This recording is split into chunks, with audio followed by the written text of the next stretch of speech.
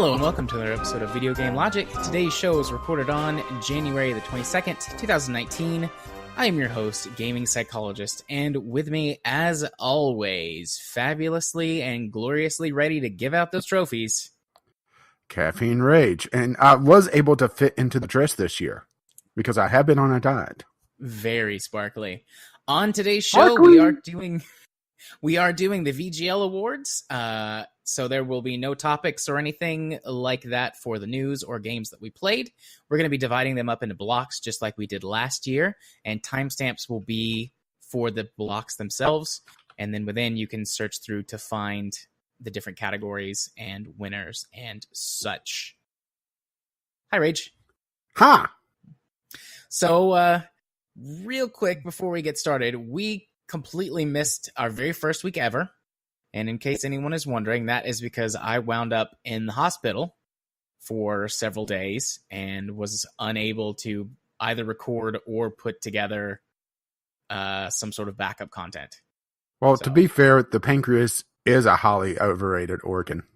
Yeah, mine, it just sucks. I don't need it. I just melted it. My body just melted it. So, I mean, I'm not going to... Medical stuff can get really squeamish for people. I'm okay. Spent a few days in the hospital. I am recovering.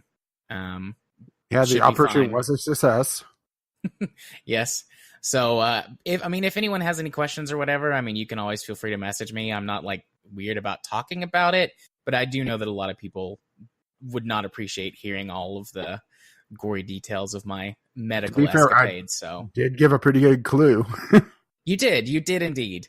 But I could get much more in depth about it, but we're back. We're doing our show. Yeah, maybe we should have some of the Franken episodes available, the files form. So in case of emergency, I could throw something together. We can do that. They do get pretty hefty. I've got them in my Google Drive, which I've got pay for the 100 gigabyte space.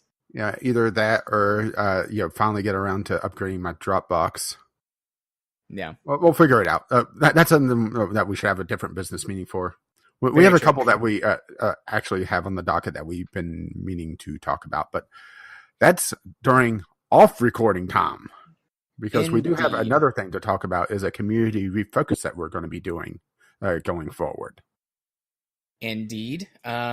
We are going to be making some changes. I think we still need to work out a few small kinks with what we're going to be doing. Yeah, well, also, we probably should talk about it on the Discord as well.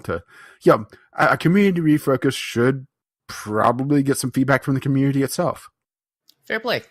We will do that. We'll be posting something about that this week in Discord.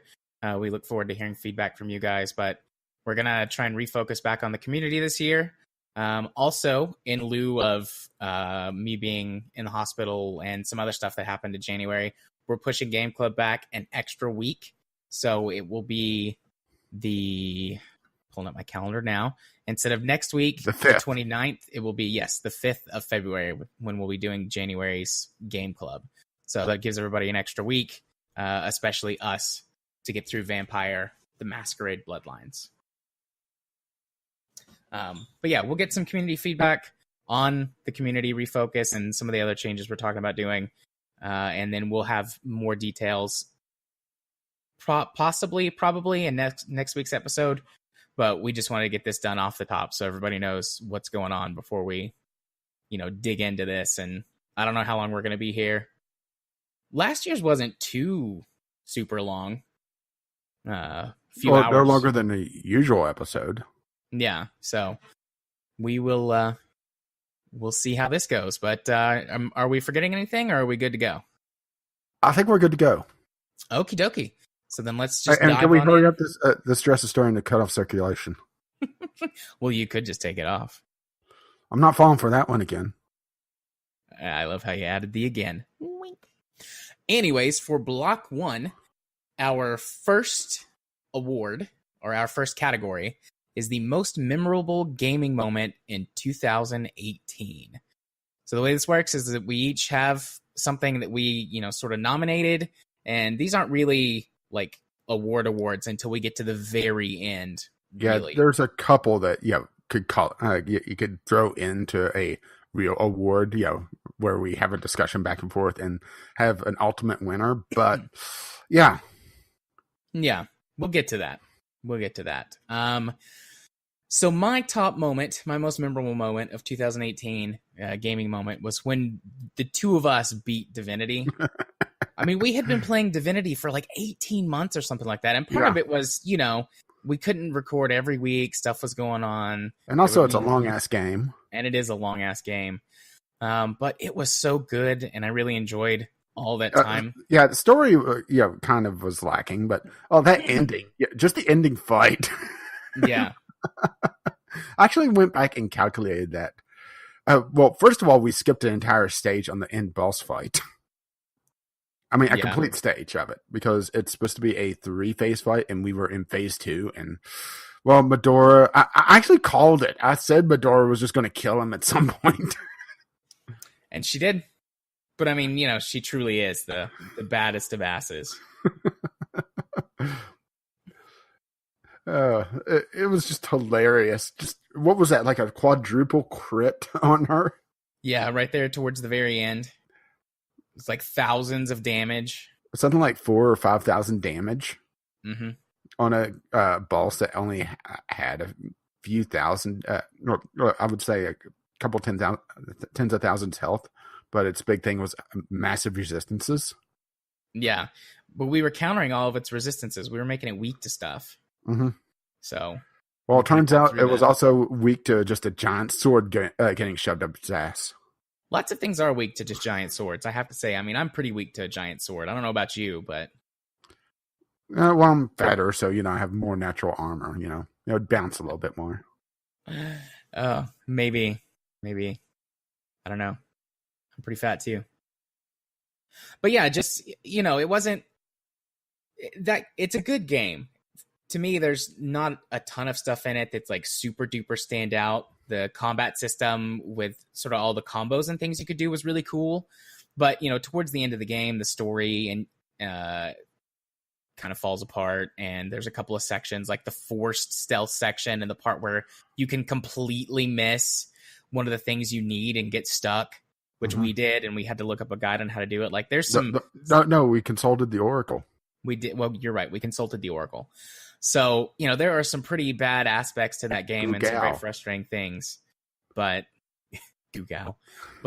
just the experience of playing through that whole thing and then finishing it up with you was... Well, it was more the mechanics than anything else, because this is a victim of early access where it was in a long development cycle. So it's 3 major maps, I would say. Yeah. I would, 2 major maps and then a big dungeon at the end. It really is semantics there. The first map, the first third, or the first half of the game, somewhere in there, was highly polished because that's what they practiced.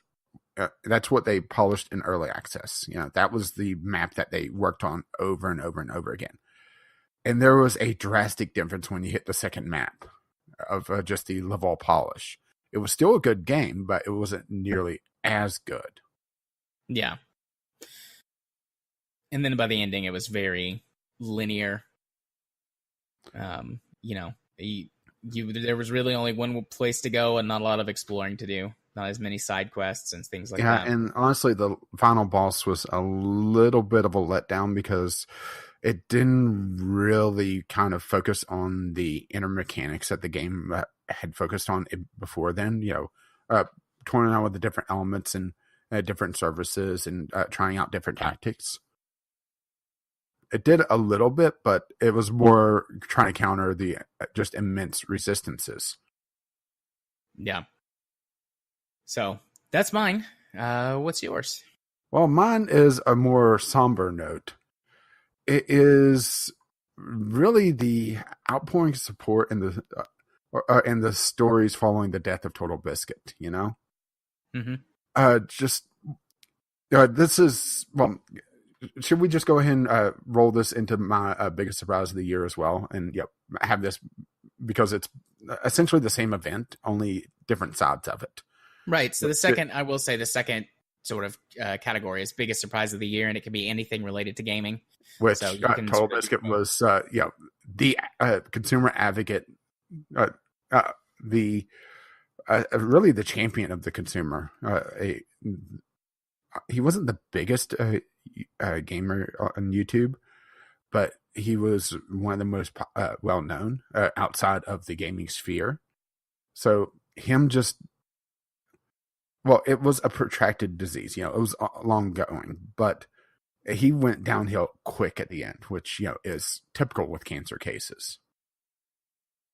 But yeah, kind of when it's over, it's over. Yeah. So it's just, it was a surprise just how quickly it happened, because he was it happened in within 2 weeks of him talking about his chemo no longer being effective and seeking alternate treatments. Yeah, it was I think they did 2 more episodes after that he was on. And then there was one episode where they were talking about, hoping to have him back because he was in the hospital because he had fluid buildup in his chest that was putting pressure on his spine and was giving him some real pain. And then it was just a few days after that he passed. I mean, it was just amazingly quick. But my most memorable gaming moment is not his death itself. It's the outpouring of support to Jenna and their son Orion, and also all the stories coming out. Hearing the developers coming out and talking about how Total Biscuit saved their company because he covered their game in a WTF Fizz. Him supporting consumer advocacy, and just being a shining light in a rather shitty field that is game journalism. I think that's a fair thing to say. Even though he didn't call himself a reviewer, he didn't really call himself a games journalist.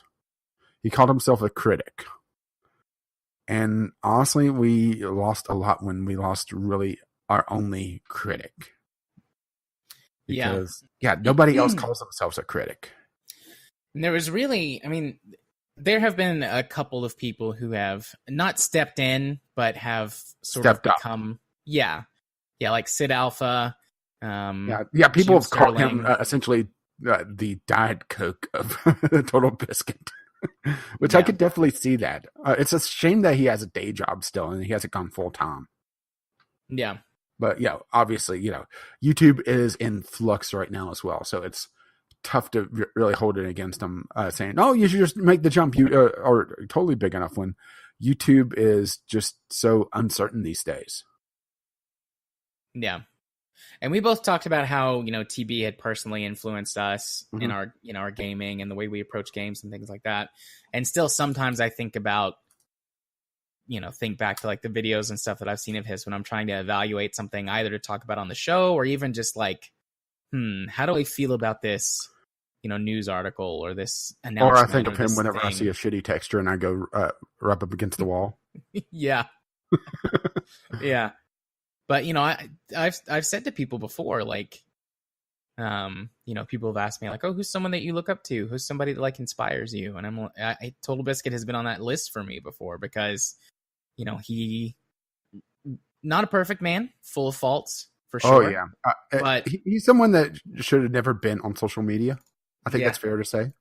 Yeah, but his principles and the way he conducted himself generally, publicly, was something that helped kind of inspire me to be more ethical, like many years ago when I first discovered him. Mm-hmm.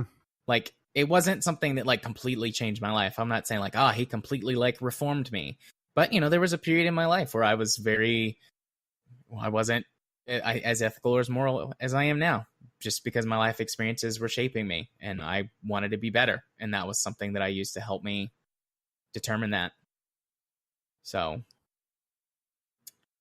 hey, it sucks that he's gone. Yeah. And trust me, there's been many times since then that I've thought, oh, what I wouldn't do for a Total Biscuit video right about now on this. Yeah, same. I talk about X for so many minutes. Yeah. I've kind of turned to Sid Alpha and then Yang Ye Yeah. and Jim Sterling to sort of be a trifecta that makes up as much as it can for that. Yeah, even the three of them combined, they don't equal Total Biscuit. Not by a long shot, in my opinion. No, definitely not. Yeah, and no, it's not just the voice. It's just the astuteness of his critique, you know? Yeah. And hearing Jenna talk about him critiquing his waking dreams in his final days. I mean, that says something about him, huh? Yeah. I mean, he was very passionate about what he did. Mm-hmm. But yeah, and obviously, biggest surprise is just how quickly things went south for him, because he was talking at the first of the year that he still had a chance about this. He was looking at new treatments. Mm-hmm. They were looking at some experimental stuff. Mm-hmm. But yeah. And I guess I could throw in, my biggest surprise also is just the aftermath as well. Them, or I should say, Jenna, almost losing the house and now is moved to Korea. That seems out of nowhere. But then again, I haven't been following the Co-optional podcast as much, and the Co-optional podcast has seen a huge hiatus. Yeah, she took a trip to Korea for something to do with StarCraft. Mm-hmm. StarCraft and 2, she just esports. Yeah, and she just fell in love with the place. And you know what? I mean, good for her. I mean, I could definitely understand, needing to, get rid of the house, because there's just way too much there. Yeah. I mean, I think what she's doing, a lot of people might think that she's running away. And perhaps to some extent she is. But, I mean, this is what she needs to do to cope and to move on with her life. She's still very young. She's what, is she in her early 30s? I think so. So, yeah, I mean, she's still young. She's still got a lot of life left ahead of her. And it would be a tragedy if she was one of those people who just sort of dwelt on that loss for forever.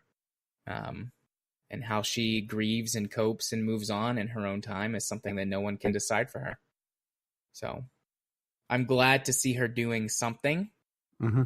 I mean, that's not what I would do, but I'm not her. So I'm not gonna, judge her for that. Out loud. I mean, I've seen people do a lot worse things than, pack up and move somewhere and start over when they've had loss. Mm-hmm. I see that pretty frequently, actually. So, comes with the territory of what I do. But I don't want to jump over and cut you off if you have more to say. But I don't think I have anything else. No, I think we've talked about this. Honestly, not enough, but enough for this particular topic, because we did a Total Biscuit special essentially before. Right. So right.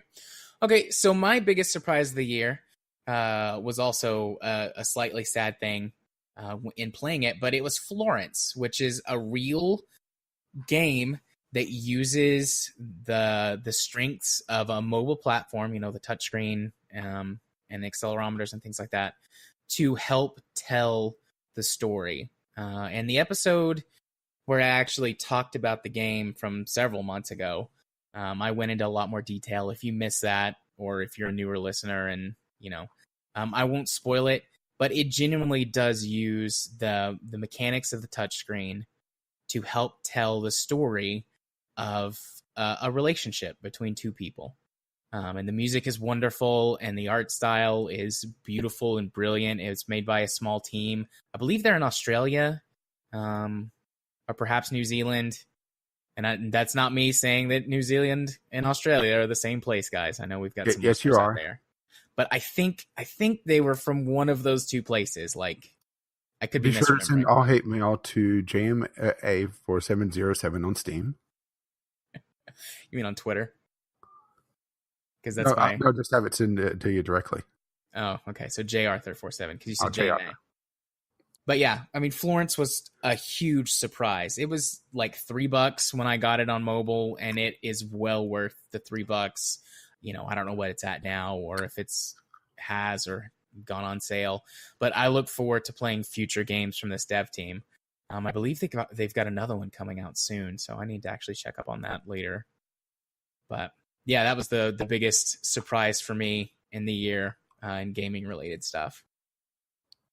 Yeah, and since we had the bubble game here, I will say that we axed the bubble game title or the award this year because honestly, I had nothing. I was able to eventually think of something, but I wasn't strong enough on it to really care about it. Yeah. I mean, most mobile games are garbage.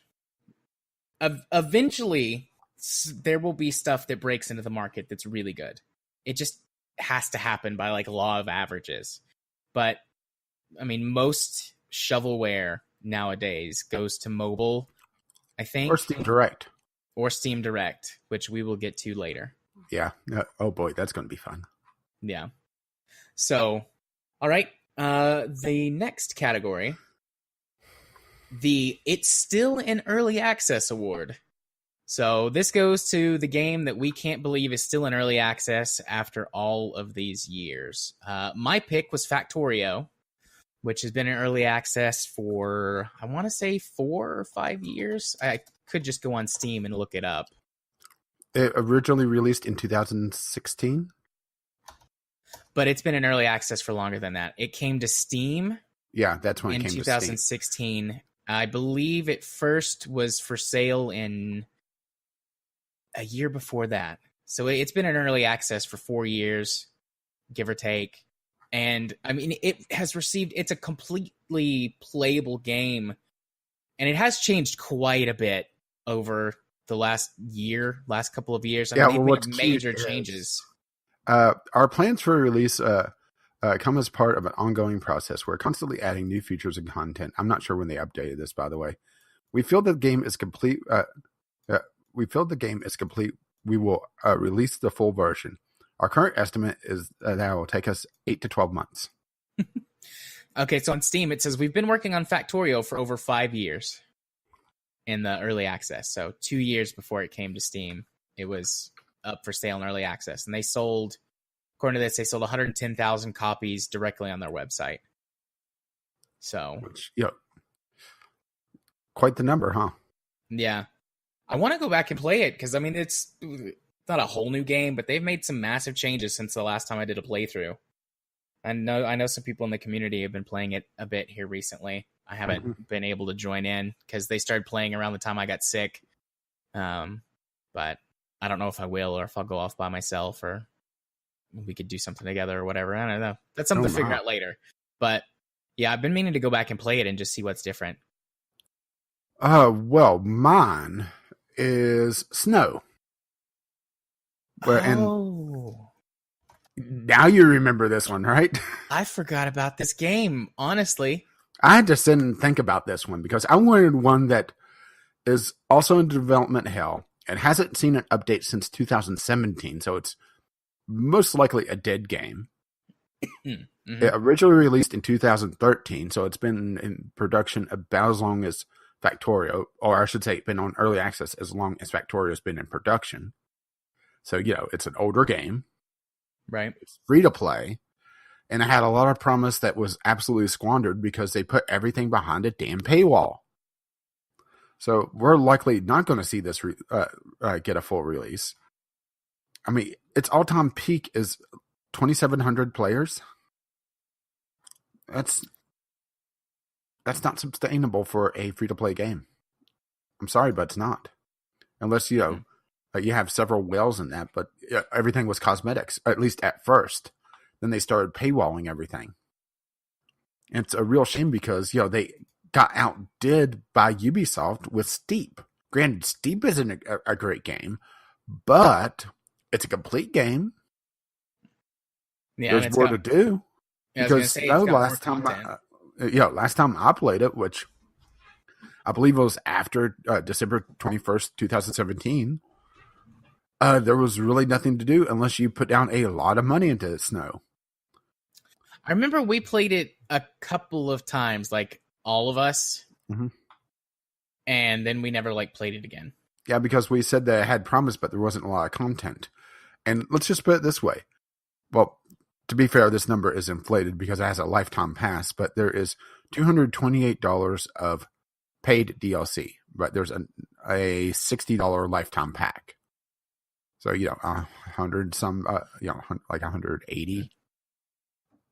Right. Or sorry, no, 100, 150.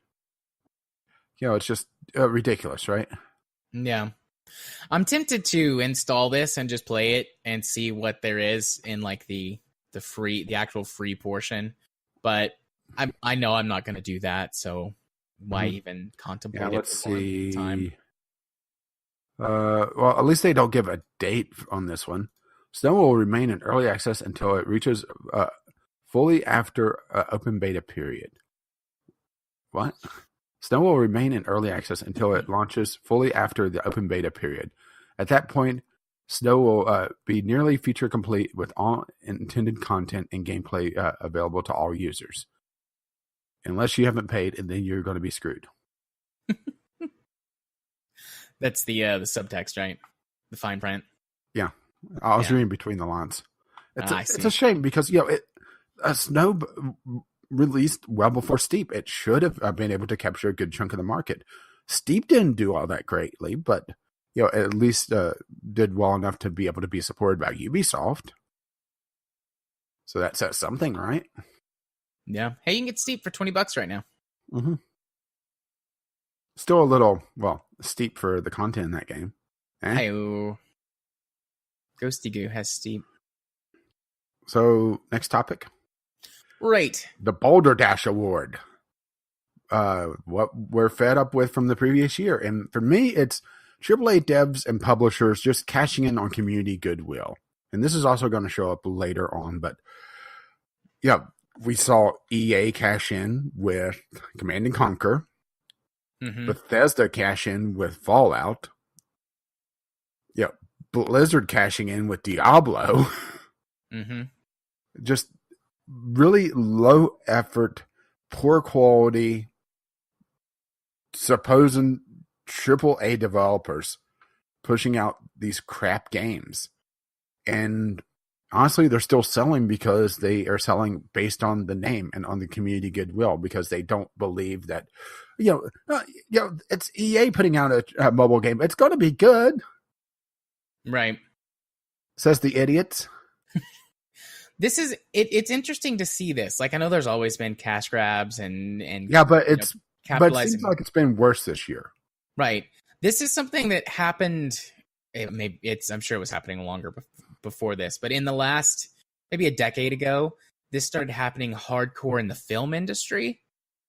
And so you would get film studios that would release, these huge blockbuster sequels that were just garbage. But because everybody liked the first one, the second one made a shit ton of money. So the studio's like, what we're doing is fine. And then they make the next one and it's a huge flop. And so they don't learn the right lessons, or they go in and try to repair things. See Ghostbusters. Yeah. And then piss off the stars of the remake. I'm sorry, that just amuses me to no end. I don't think anyone is ever going to be happy with Ghostbusters ever again. It's like, you've got it's like there's two sides. Whenever two sides form on something, True. There's always a fight. But yeah, the game industry seems to follow the trends of the film industry in a very sort of large, grand or maybe meta scale. Because I've seen lots of things like this happen in the film industry. So it's going to be interesting to see what happens. EA is obviously going to can a studio. That's just how they respond to bad games. They can the studio. Yeah, throw another one onto the pile. We'll see what Blizzard and Activision or Blizzard. Well, Activision. Blizzard has been doing something interesting. Have you heard about this? I don't think so. Where they've offered people essentially cash out of their contracts, and people have been leaving the company in droves. Wow. I'm thinking rats from a sinking ship. That's interesting, yeah. Have you not seen this? No, this must have happened. When did this happen? Was it last week? This happened several weeks ago. Oh. I completely missed it somehow then. Well, this has been an ongoing thing. They lost a good chunk of their QA team. I knew that they lost a couple of big names. I'm drawing a blank right now, but I saw a news article about this them was losing some related big to names. that as well. Okay. But yeah, they have essentially a standing contract. Once you're with the company, I think it's 5 years. You have an option to buy out or get essentially a severance to either leave the company or change positions. Yeah. I mean, I've never heard of anything like this on a mass scale, I should say. Yeah. I was going to say, I've heard of contracts like that before that have clauses like, milestones. And it's like, if you want to leave, this is your milestone to do so. But if you stay, then your next milestone will be like, bigger. So that's interesting. I mean, Bungie split from Activision. Yeah. So they're going their own way. Yeah, let's see. This was in December. Over 100 Blizzard staff accept buyout offers. From GameIndustry.biz. So, pretty reputable site. I mean, we've used it a few times. Yeah. An episode. I like GameIndustry.biz. They're really good. But yeah, I mean, it just screams to me that they're downsizing, and that's not a good thing for a studio like Blizzard. No, that's never a good thing for any company. Well, I wouldn't say never, but that's oftentimes not a good thing. Because downsizing comes with trying to fix problems, cutting costs. And sometimes companies bounce back, but lots of times they don't. I mean, 100 staff from Blizzard by the end of 2018. That's quite the number. Yeah. And losing Mike Morhaime as well. A co-founder. To be fair, he was only there as a temporary position these days, but still. Yeah. I'm not expecting, I was about to say, I'm not expecting Blizzard to keep up with their current level of quality, but Overwatch isn't doing all that well. I wonder if they're going to go start... Heroes of the Storm, well, it got canned. Or the esports side of things, and they've essentially shelved development. It has a skeleton crew essentially just in maintenance mode. Diablo, it has a mobile game. And hasn't there been a lot of outcry about the new WoW expansion? Not that I heard. I heard people complain that it was in a very poor state at launch. There was, at launch, there were some pretty big complaints about stuff, but they have been doing this sort of, episodic release schedule with updates. It's like, as, the story unfolds every couple of weeks, and part of that has been pushing updates. And as far as I know, most people are happy with it now. Maybe it was just a bad launch. Yeah, it did have a rocky launch. Which is a bit unusual because usually, at least lately in the last, several expansions, there's been some server issues, of course, because, everyone and their mother shows up. But, it's been fairly solid. I think that's a fair thing to say. But to be fair, the last expansion I played was Cataclysm, which had a pretty good launch, if I recall correctly. Yeah, Cataclysm was a good overhaul. I mean, that's when I jumped back in. Well, I had a problem with how they redid the talent trees, but that's just me liking the old system. Yeah. So do you want to know what I'm fed up with from the past year? No, because I could read it right here. Fucking loot boxes. I am so tired of loot boxes. I'm ready for that to be done. I do want them gone, but I am just so tired of it.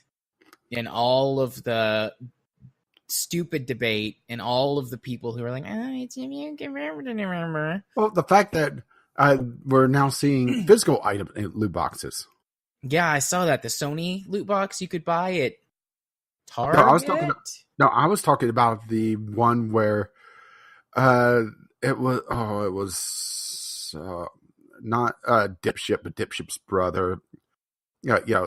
I'm not even going to say his name, but the one that was shocked to find a corpse, right? Yes. His brother set up a site that sells physical items in loot boxes. Oh, of course. Well, you can buy a Sony branded loot box from, I think it's Target. It's $30, and you get, I think you're guaranteed a coffee mug. I mean, and then everything else is random. I mean, honestly, the grab bag idea has been around for ages in retail. Yeah. I mean, that's essentially what it is. But what the loot box is, it taps into the whole idea of, it hits all the sparkly lights and everything else. Damn it. Now I'm blanking on the kid's toy that is essentially a loot box.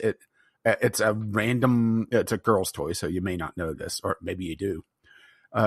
Where you open it up and it shoots confetti out and it has a random little doll. I saw this. I saw this on a video somewhere, and I'm blanking on where I saw it. They opened it up, and it was like, I saw this.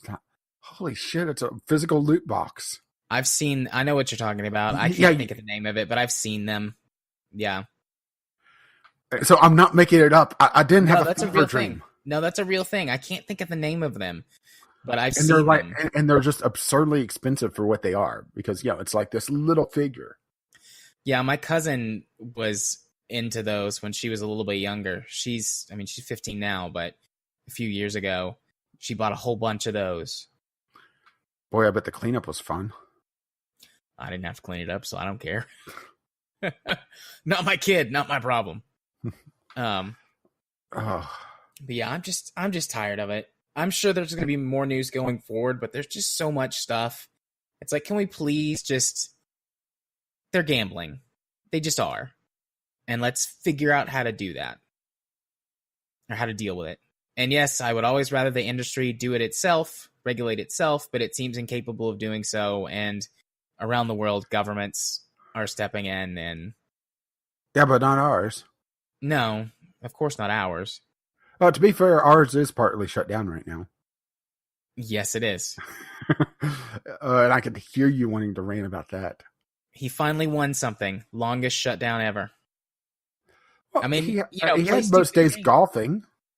Yeah. Okay, he's got two things. Play stupid games, win stupid prizes. But we should probably not get into politics right now. No, let's not do that. Instead, let's go to our next category, which is the best free-to-play game that we played this year. Hey, yours has loot boxes in it. It does. Mine is... Those are card packs, I'll have you know. It's action figures. It's not a doll. Yeah. So mine is Shadowverse. I talked about this a couple of months ago. It's a Hearthstone clone, but it takes away a lot of the random elements. In fact, most of the random elements that Hearthstone has in it. So you can strategize a lot more.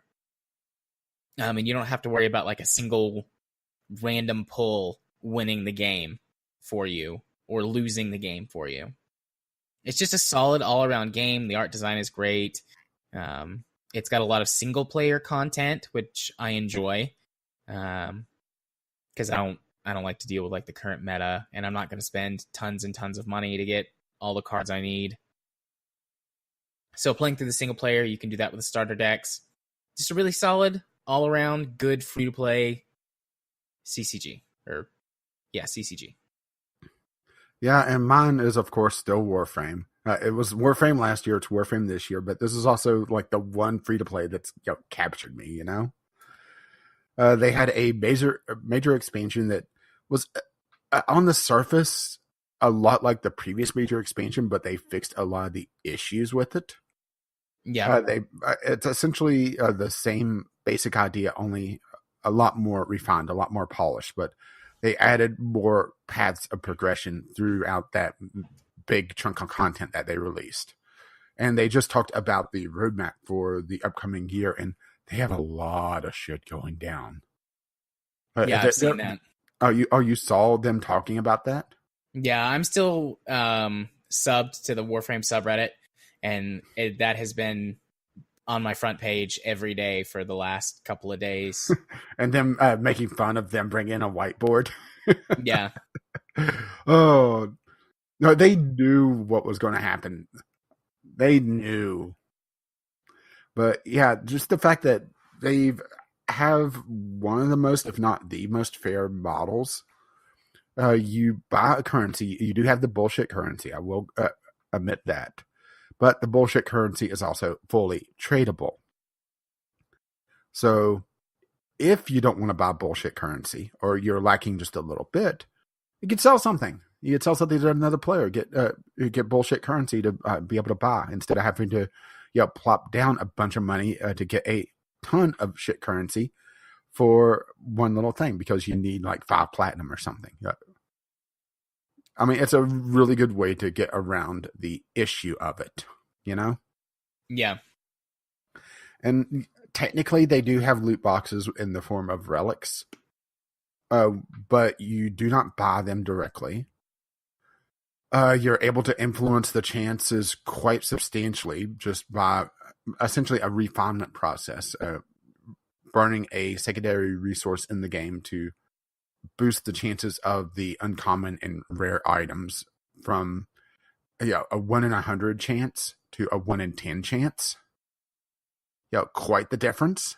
Yeah, that's a huge difference. And it's also very easy to farm said relics, either just by getting the faction, burning the reputation, which is your currency for buying stuff from that reputation. Essentially, you're turning in favors, You do so much work for them, you build up essentially favors, and you're able to say, I scratched your back.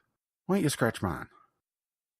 Or you're able to just farm them through various missions and that sort of thing. So it's not hard to get these relics.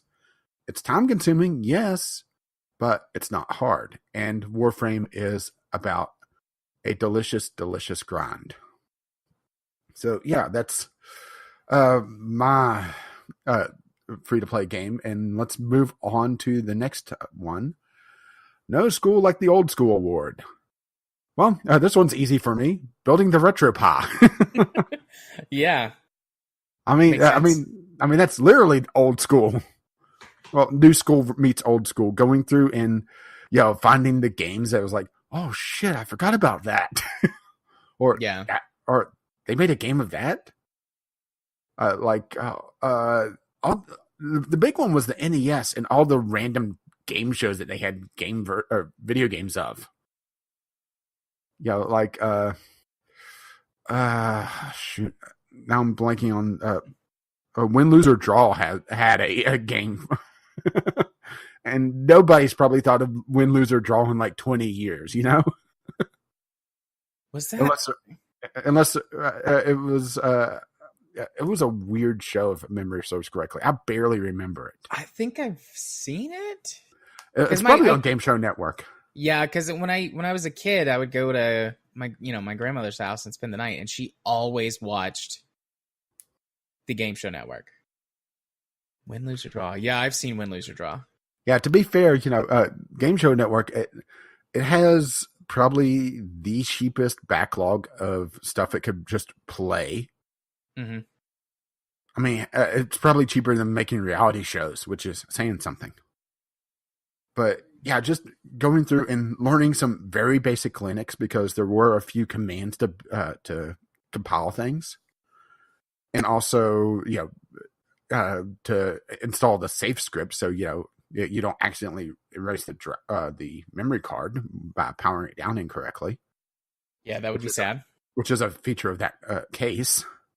That was a fun thing to figure out how to do, because there was some weird commands to do in that. That took me a good hour to do, and then just let it sit and install because it pulled from the internet. But it was an interesting time to mess with it, and just going through and cleaning up everything and finding all the random things, like learning that the SNES was used to smuggle porn into China. Who knew? Yeah.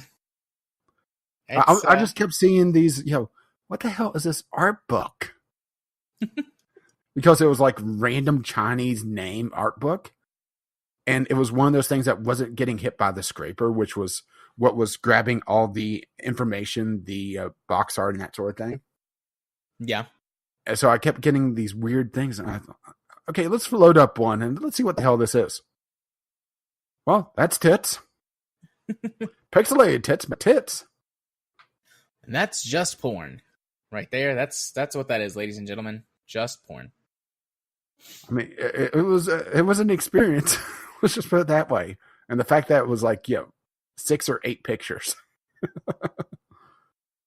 It really says something. But yeah, it's just, it was a learning experience. And it was an interesting time to put it all together. Yeah. And also ended up with a few extra tools, ended up with a SD card reader. I did keep the screwdriver that came with the case. I hope you don't mind. That's fine. I've got a whole set of, specialty screwdrivers. Well, it's just a fearless head. It's just a small one. Oh, okay. Yeah, I've got. Yeah, and I didn't even put the feet on it because I figured if that heatsink came off, it's probably best that you could get into it easier. Can get to it, yeah. Just make sure that you pull that memory card because I will be pissed if you snap it and you don't have a backup of it. I will pull it. No worries, mate. Yeah, it's just a pain to get a hold of because I didn't have a thumbnail or a big enough thumbnail. But yeah, the RetroPod was an experience, to put it lightly. A fun one, but it was an experience. And a little bit tedious, I might add. Yeah. So mine was the Shadowrun series, which I played at the beginning of 2018. Made by Harebrained Schemes, the same people who made BattleTech. I've been not quite as big a fan of Shadowrun as some of the other things that I get really into, but I have been a fan of Shadowrun. Like, I love the interesting mix of, cyberpunk and magic that it is. I've played the older games for Super Nintendo and the older PC games, and have played the tabletop a little bit. Shadowrun is super complicated to actually play the tabletop game. But, just playing that, there's a lot of ties to the old games, characters that come back. And it does it in such a way that, like, if you don't know who they are, it doesn't matter. But if you do know, you're like, oh, those people were in, one of the older games. Or this is sort of a continuation of a story from a previous game or one of the books or something like that. And, what is old school but nostalgia? And I'm like at hitting that point in my life where I'm like nostalgic for things from like 10 years ago. And welcome to getting old. Yeah. So like 10 to 15 years ago. I would say you'd be turning gray, but you already are. I already am turning gray. 10 to 15 years years ago. I can't tell if I'm turning gray or if my hair's just turning fine. I can't tell which. Super fine.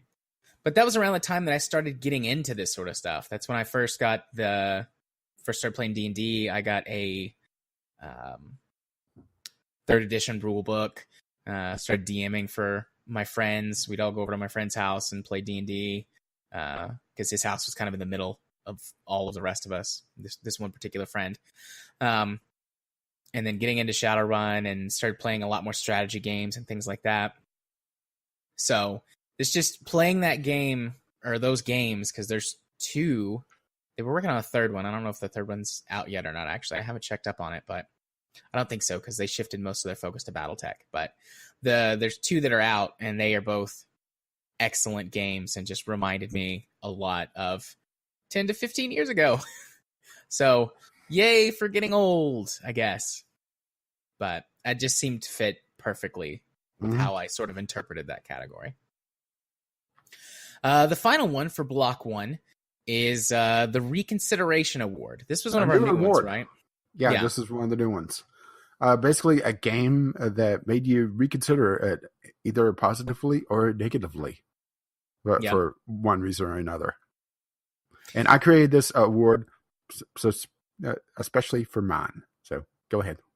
Okay, so mine is No Man's Sky. I've talked about this earlier in the year when they've released their last couple of really big updates and how they have really turned the game around. And I came back to it earlier this year and put, 30 hours into it, despite the fact that it wasn't, at least at the time, I don't know if it still is or not optimized for AMD GPUs. So I was dealing with some pretty bad frame rates and hitching and stuff in certain places. And I still was loving every minute of it because they fixed so many of the problems that plagued the game at launch. And even when I had come back to check it out a little bit later with some of the improvements that they made, they still have fixed upon and added so many things to that game.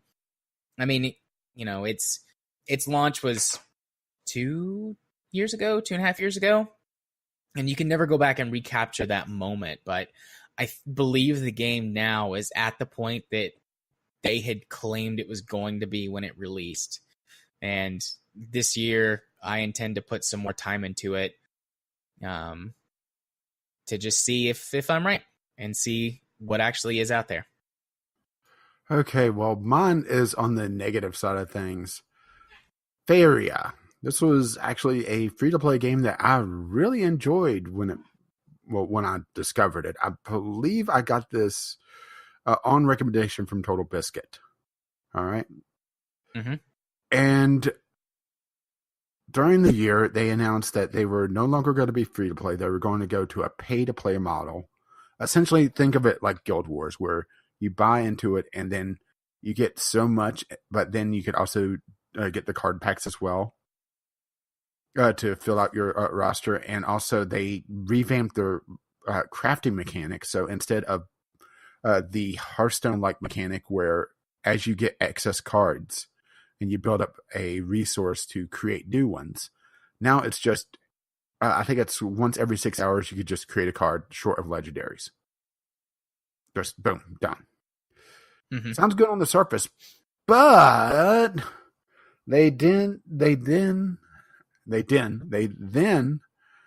went the DLC route with expansions and start talking about doing them fairly often, and started to get into a little bit of a power creep situation. And each one is a paid expansion, so you start to see the problem here. On top of this, because they went from free-to-play to a paid experience, to be fair, anyone that bought into, or I shouldn't say bought in, but played the game before the pay-to-play launch, got to keep the base version.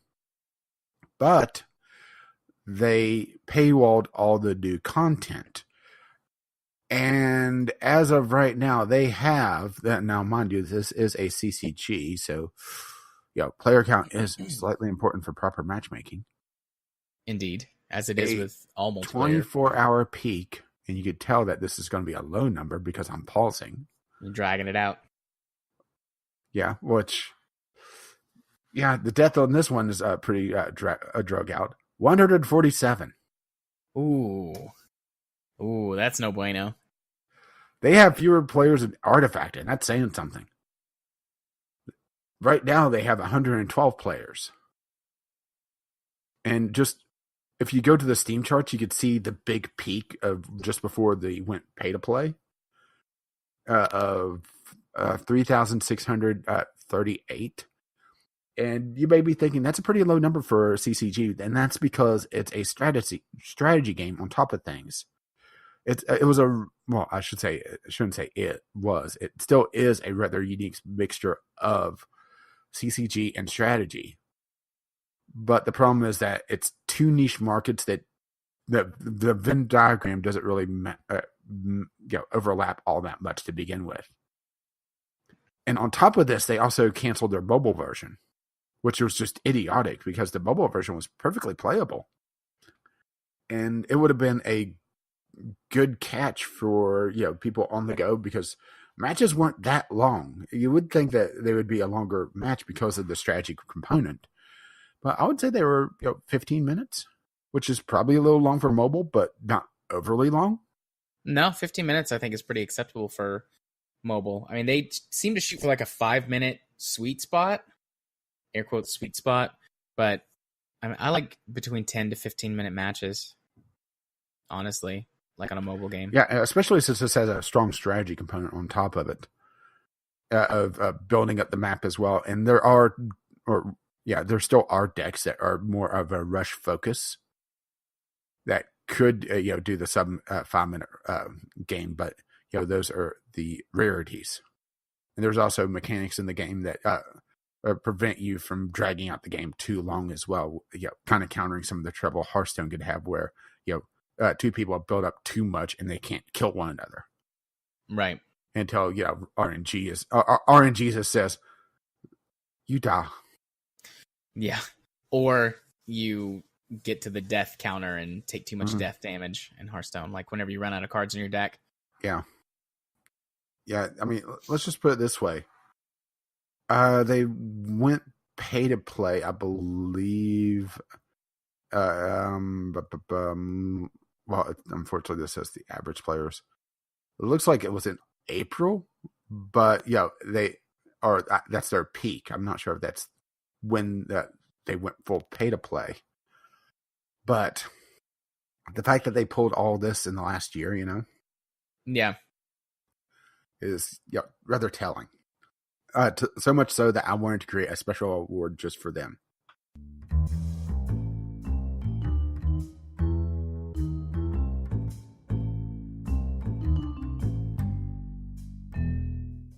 All right, and we're back for the first category of Block 2, which is the Off the Wall Game Award, which is the strangest game you've played in the last year. So for me, I played a lot of odd games, as I always do, but the one that sticks out the most in my mind, and probably always will forever, is Gender Bender DNA Twister. That weird anime or manga style visual novel that also had other game elements in it, with a weird story about the crazy science experiment that flipped everyone's gender in the entire town. And then somehow people started turning to monster girls and that sort of thing. Mm-hmm. Yep. It was just weird and wacky, but it was like fun and bright, and like if you like that sort of odd or weird or whatever you want to call it, or if that's your fetish. If that's your fetish, it's the story is really well done for the type of thing that it is. Like, it's not trying to be, win any awards or anything, be some serious masterpiece of art. It's not trying to be Shakespeare. It knows what it's doing, being this schlocky, sort of silly, weird game, but it's perfect at that. Like, it's perfectly in its lane. The concepts are weird. It does explore some deeper things. There are certainly some stories that explore some deeper aspects, but there's also some stuff that's just like totally weird and off the wall. And there's a bunch of different endings. There's one true like canon ending, but there are a ton of different choices you can make throughout each of the storylines and get different endings for each character that you can play. So wacky, weird, but also incredibly enjoyable. And for me, well, there was only really one choice for this. Pizza Titan Ultra, or Pizza Ultra Titan, or whatever that game was. A 50-foot mech that delivers pizzas and has a pizza restaurant built into its chest. Yeah, that's a thing, but also surprisingly enjoyable, Yeah. It was... it did enough to shake up its various missions. It had various... you can't even call them Easter eggs because, it's obviously supposed to be that celebrity or that character. But they just barely changed the name enough to avoid copyright and barely changed the image. Yeah. Parody. Parody would be a good example of that, Where, like Bob Ross, what was it? Rob Hoss or Rob Boss was talking about happy little pizzas, and each character also tied their personality into the mission itself. So yeah, it was a weird amalgam of just things coming together that actually worked out rather well. It really surprised me, to be perfectly honest. I was expecting it to be a hot mess, but it was pretty damn good, actually. Yeah. I also enjoyed it, but I did not play it as much as you did. But, we got some direct, like on Twitter, we got a little bit of direct interaction with the devs for that. So yeah, that always makes me happy whenever that happens. Yeah, and, continuing on with the games I played and, odd games. The Drop It Like a Hot Rock award, game that we just dropped pretty much instantly. And for me, it was Paradox Wrench. This was one I had to actually make note of because, the games that you drop that quickly, you tend to not remember all that well.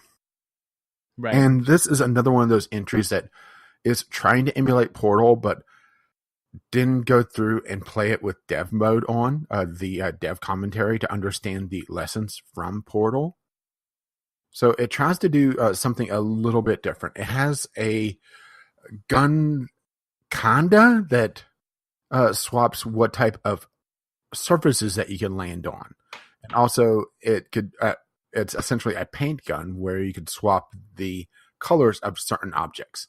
The thing is, it just kind of throws you into the deep end after a couple levels and just doesn't explain any of its mechanics, which really, really frustrated me. And this is a trap that a lot of these first-person Portal-like games fall into, is just they see they see Portal in this case, but it's a trap of any kind of knockoff game, even though knockoff is probably a strong word for this. These games that just don't really understand all those lessons of the game, and they try to just emulate it. Yeah. And they don't, they put their own twist on things, but don't really explain things. They don't cook the concept enough. Because there was some interesting things about Paradox Wrench. But because they didn't explain how to handle the game mechanics itself, well, yeah. I ended up dropping it, like a hot rock. Well played, sir. Well played. For me, the game was Mechs and Mercs Black Talon. I had heard a lot of sort of mixed reviews about this game, and thankfully I only paid a couple of bucks for it. Otherwise, I would have been very sorely disappointed. But it's one of those games that the first couple of hours are pretty good, and it's like, okay, there could be something here.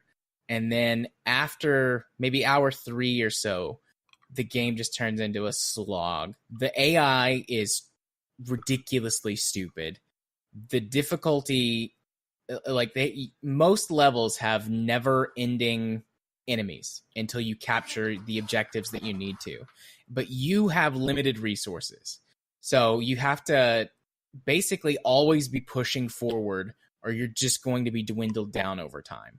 Occasionally you can find occasionally you can find a defensible position on a map where you can rotate your troops and get them healed up and get ready to push forward.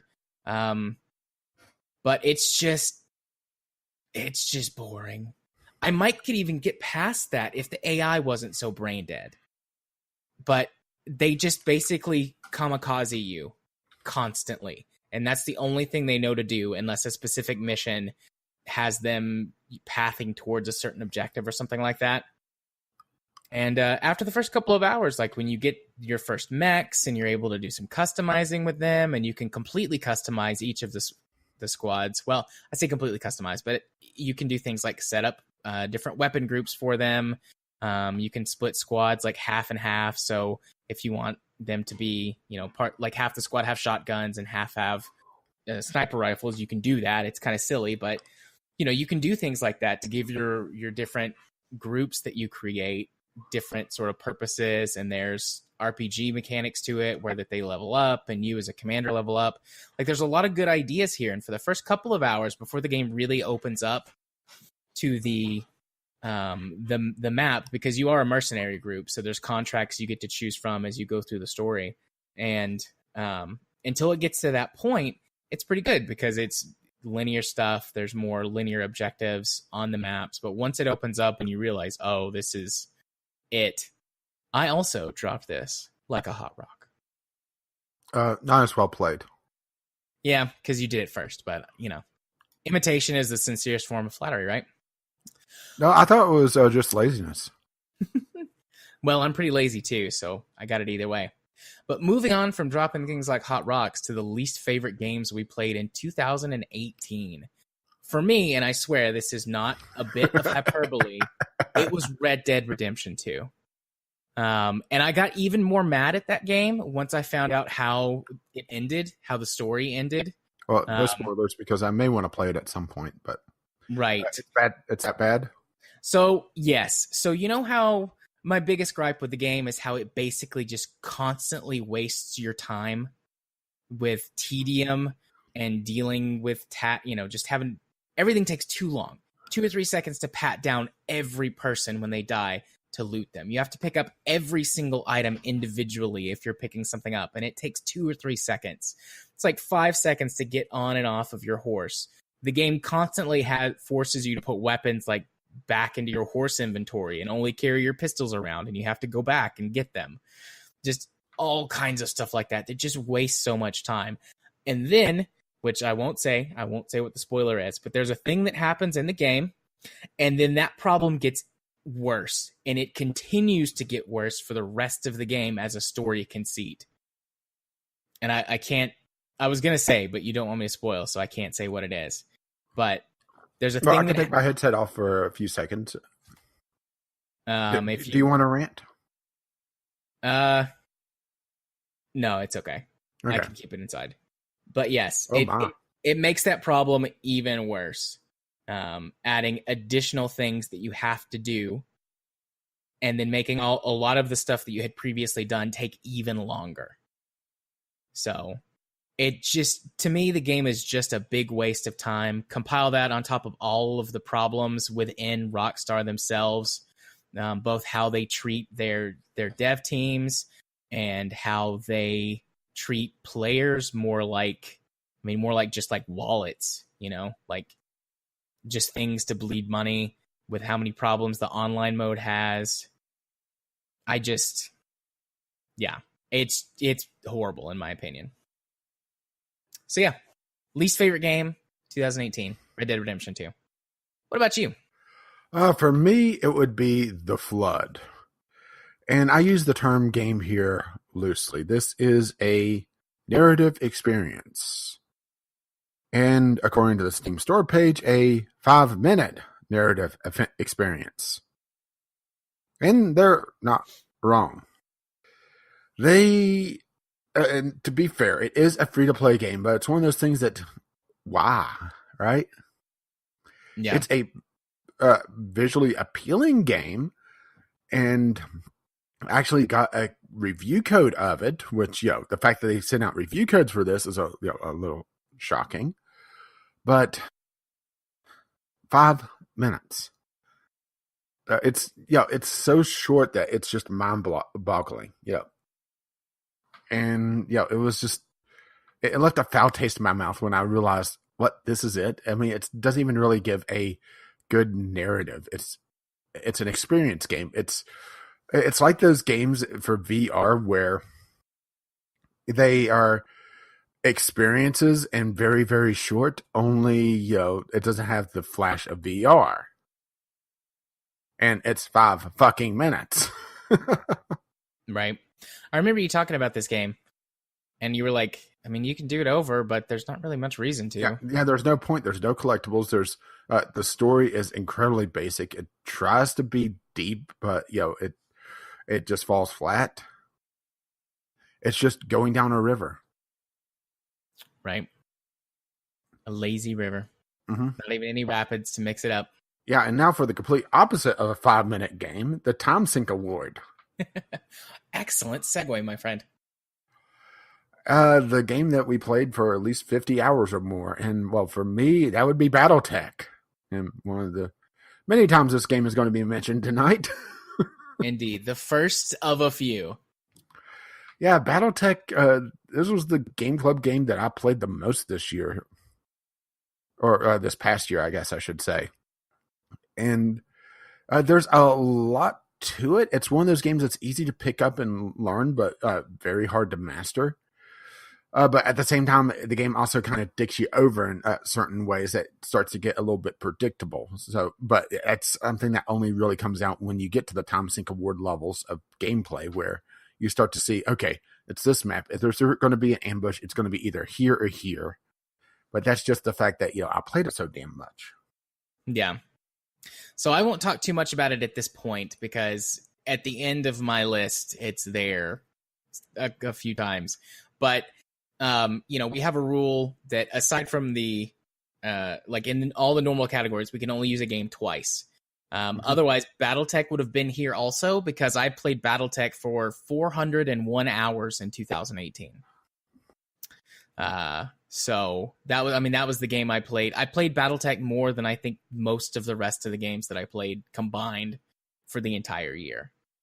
Some of that was right time or good timing when it released, I guess, because that was right before I started my new job at the clinic. So I wasn't for 2 weeks, I wasn't seeing any clients. I was just at home. My kid was at school. So I was just playing games like crazy before I started work.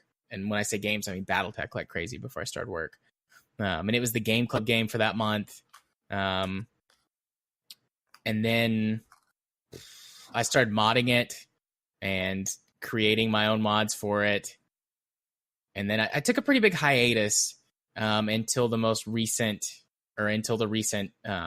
first DLC or expansion or whatever came out.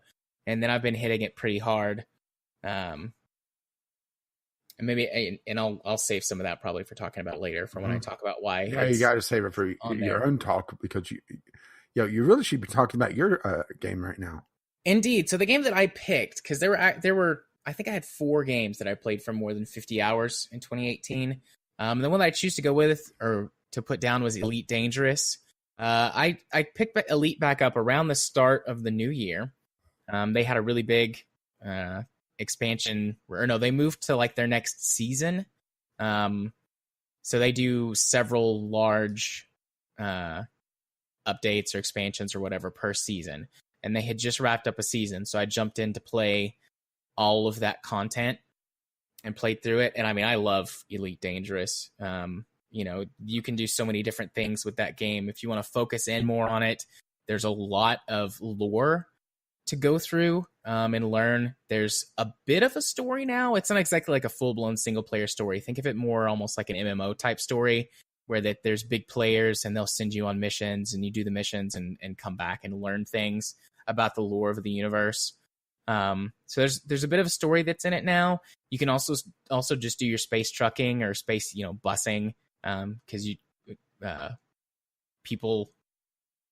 passenger transportation. I had to find the word there for a second. Passenger transportation is a thing you can do now. Milky Way truck sim? Yeah, pretty much. You can also go mining. They revamped the mining system a lot, so I did that. They've completely revamped the mining system for this newest. Sorry, no fishing just yet. Never mind then. But I mean, they had added the content where you could land on planets for the last one. So, I put 50 or 60 hours into it, just going through a lot of the new stuff. And I'm actually getting ready to do that again with the latest expansion. They've added asteroid cracking. So you can actually do like deep core mining on asteroids for ultra rare materials and stuff. And I'm all about cracking asteroids. So I'll be getting into that at some point this year. I don't know when, but at some point. Indeed. And I'm looking forward to that. Definitely looking forward to that.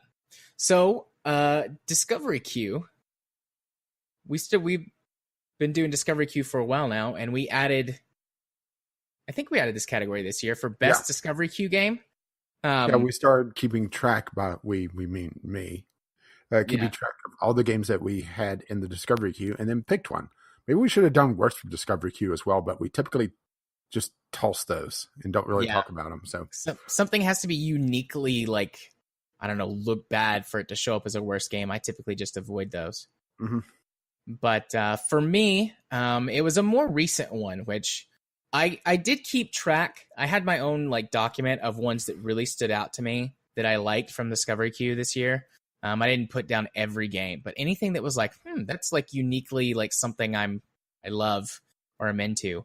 And towards the end of the year, I found this game called Phantom Brigade, which looks like a very modern version of the old Front Mission games, which are tactical turn-based mech battles.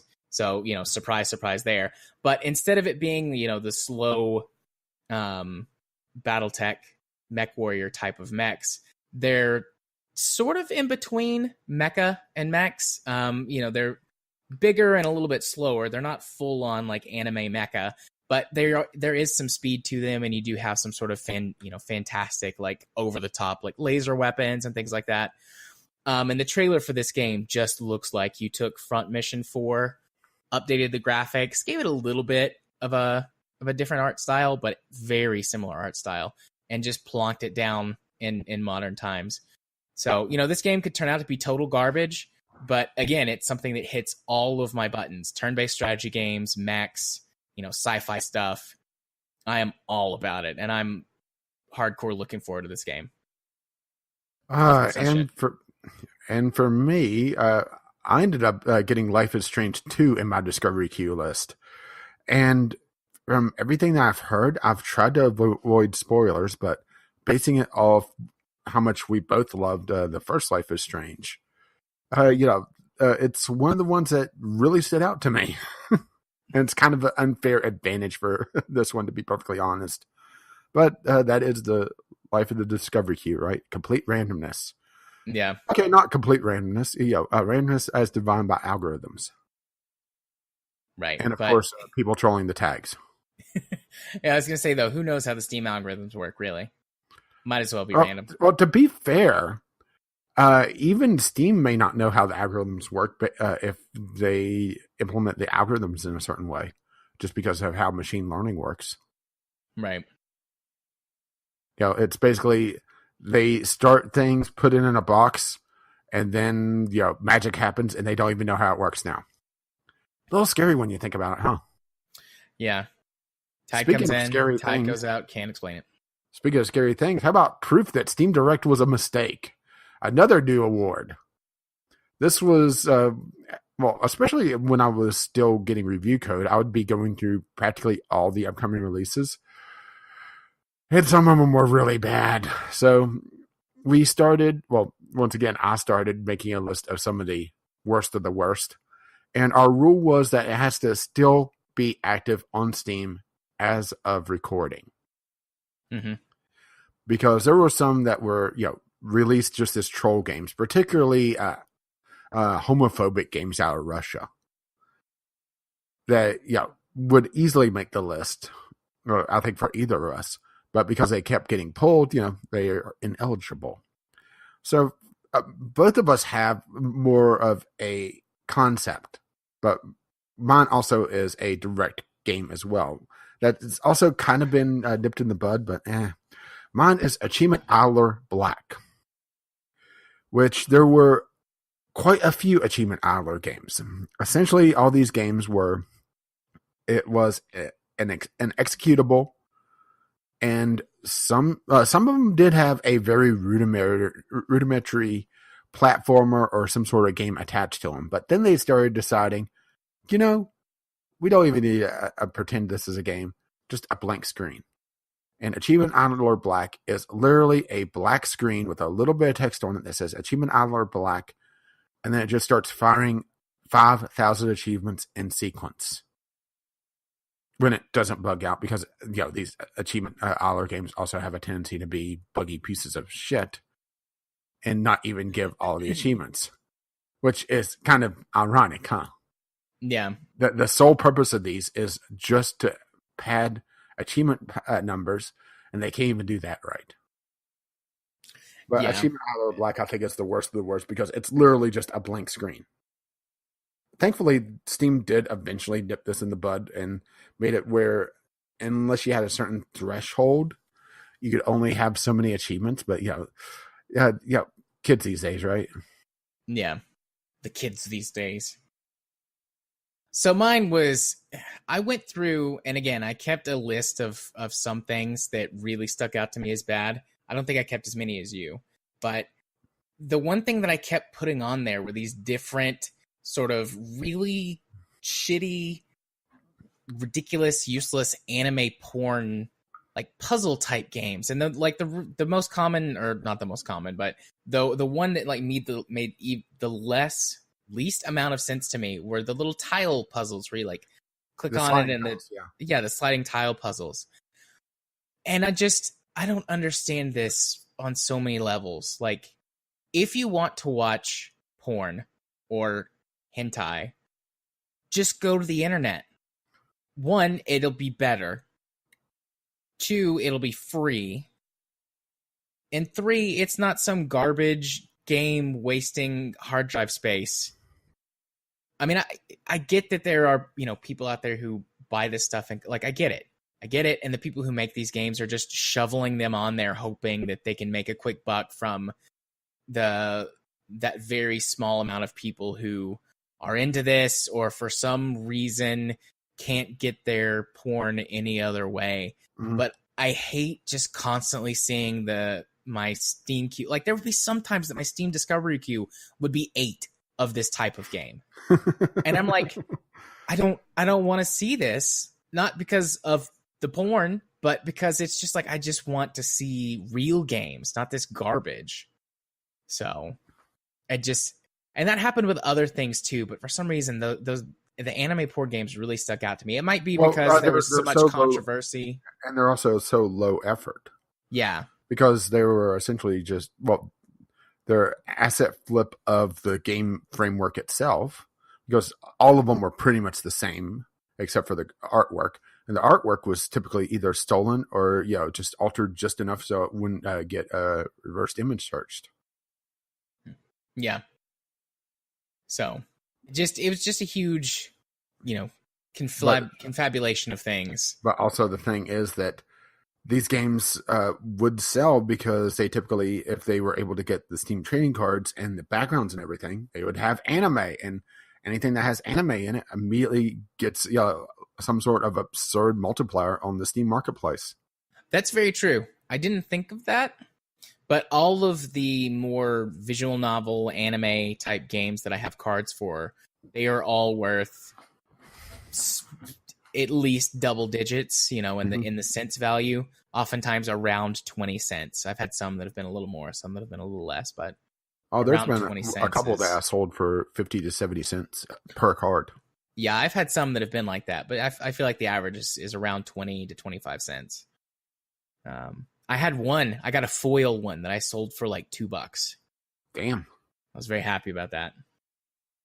But yeah, I guess that does make sense that I didn't think about it, but it doesn't make me any more accepting of it. The thing is, they have to hit a certain threshold in order to unlock it now. Yeah.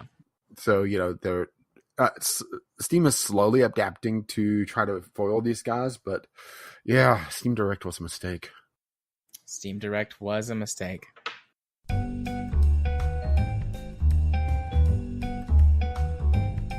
Okie dokie. So we are ready to start block number 3 with our first category, the niche scratcher. Ew. So for me, this turned out to be Euro/American Truck Simulator. Essentially the same game. I do know, obviously there's differences because of the different trucks and the maps and styles of things, but essentially the same game, managing a trucking company, although doing a lot of the driving, especially in the beginning yourself. And just this, there's just something so zen about this game. And every time I tell someone in my life who's not a gamer about it, they're like, but why though? And I'm like, it's just relaxing. It's driving... it's a relaxing drive without the danger of nodding off or getting too relaxed. Mm-hmm. And I mean, I love driving in real life. I enjoy just occasionally. I don't do it as much anymore, but I used to. I would just get in my car and go for a drive somewhere. Never been before. Enjoy the drive, take in the sights. Find somewhere to do a little speeding because I do have a sports car. But I used to enjoy doing that. And this is sort of a way to do that without, one, like you said, getting out, being in danger of nodding off. I don't have to worry about getting too tired or anything like that. And also, it's way cheaper than to go drive around. And I get to stay home. And I mean, it's great for plowing through podcasts or audiobooks.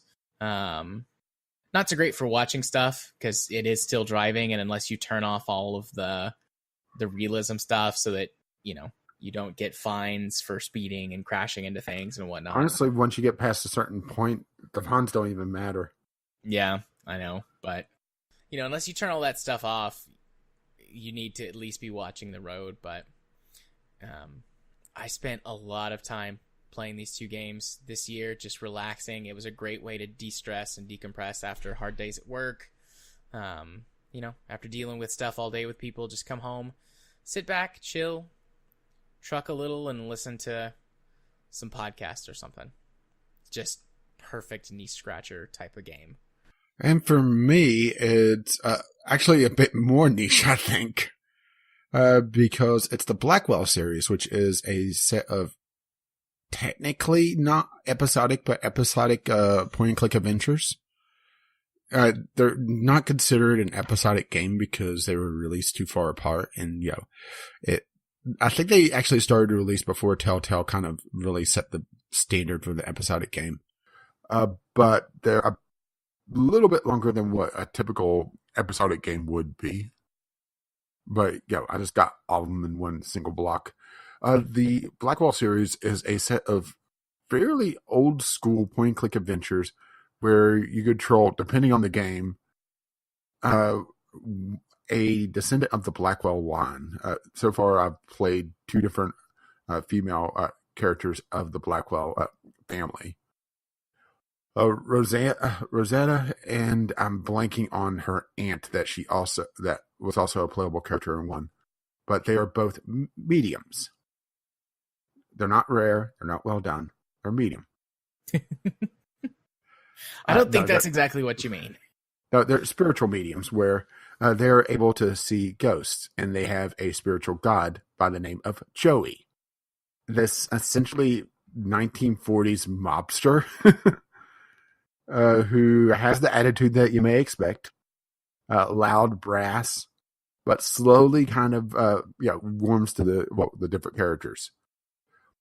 And you go through and it's technically a detective game where you're trying to solve what happened to these ghosts and help them pass on to the afterlife with a larger overarching story slowly unfolding. I'm 3 of 5 games through now. But yeah, it's a very niche title because there are a fair number of point-and-click games out there, but there's not a lot of detective games out there. So, this is like a double niche for me, Yeah. And also, this is more of an old school. It's not Sierra hard where, death is around every corner. But there's some obtuse things that I did have to look up. Mostly because I was just wanting to enjoy the story and not get frustrated. If you're not looking up things and just using the in-game hits, each one's probably about 4 to 5 hours, which isn't bad for this type of game. As a quick bite to go into a larger story. Music is pretty good. Voice acting is slowly getting better. The first episode's voice acting and first game's voice acting sucks. They still haven't invested in the power of the pop filter. But Joey's voice actor was very shouty. They didn't mix him correctly. And he ended up just blowing out the mic several times to the point where it was just gibberish, which you could probably pass off because he is a ghost. But, it takes me out of it a little bit. So it's not quite there. But, yeah. Right. If you're looking for a niche title, there's one for you. So, on to the greatest disappointment of the year. Anything gaming related. For me, loot boxes. They're still a thing. Yep. Loot boxes are back already? Oh, no. But, yeah, it's just the fact that we haven't dealt with this, That's my disappointment. Because I would have thought that, things would have started to move by now to the point where, game devs, game publishers would be a little bit leery, but no. Yeah. It's just disappointing to me. Or sorry, disappointed! Yeah, I mean, I've already made my feelings about loot boxes known, but it is disappointing that this is still going on. And such an issue, and the fact that it honestly just feels like it's going to get worse. Mm-hmm. It's definitely going to get worse. The question is, will it get better? Because, we could always become an anime podcast. Oh my. That doesn't sound like the worst idea, but the thing is I don't have enough background knowledge of anime. You know, like I could do gaming and I could do film. Those are the two things that I could do without too much, just because I've invested a lot of time in my life to those two things. No, and I like anime. Simple. It's simple. Every week I've subject you to the first few episodes of a new episode or a new series. Oh, that would be interesting. I don't have time to do a spin-off show. Let's. All right. If we ever give up on video game logic, we can move over and try something with anime. Like, I don't know what we would call it. I just sold you on this idea immediately, didn't I? Especially since I've had a pretty good track record of subjecting you to things. Fever pitch or fever dream, or I don't know what we would call it, but yeah, that's a really good idea for a show or just a segment. I'm gonna go see later. I'm gonna go see if that's actually a show. Like, I wouldn't be surprised if that's an idea somewhere already. Oh, I know. Cinemassacre does it with one of their hosts. They have a host that hasn't watched a lot of classic films. Yeah. So they'll force them to watch whatever classic film or whatever commonly considered good film, and they talk about it. Yeah. Now that I think of it, there is a show that I know of that did something similar. It was called Odd Man Out, and there were 3 of them. And every week 2 of them would be into something and the third person wouldn't be. And so the 2 people that were would make the third person watch or do the thing that they weren't interested in or had never participated in before. Like, 2 of them loved Firefly. So one week they made the person binge watch Firefly, and then they talked about it on the podcast. And they would just like rotate the person who was being forced to do the thing. Because that could be really frustrating if you ended up being the odd man out too often. Yeah. For me, the biggest disappointment of 2018 gaming related had to be Fallout 76. This is going to show up. Yeah. See, the thing for me was Fallout 76 didn't even register as greatest disappointment because my standards were so low for it. I had no expectations of it. I didn't expect it to be good. I was really hoping for something along the lines of Elder Scrolls Online, which Elder Scrolls Online is not as good as the mainline Elder Scrolls games, but it's a different it's an MMO. Like, they went full MMO with it, and I was hoping for something similar with Fallout 76, and I did get really excited at E3.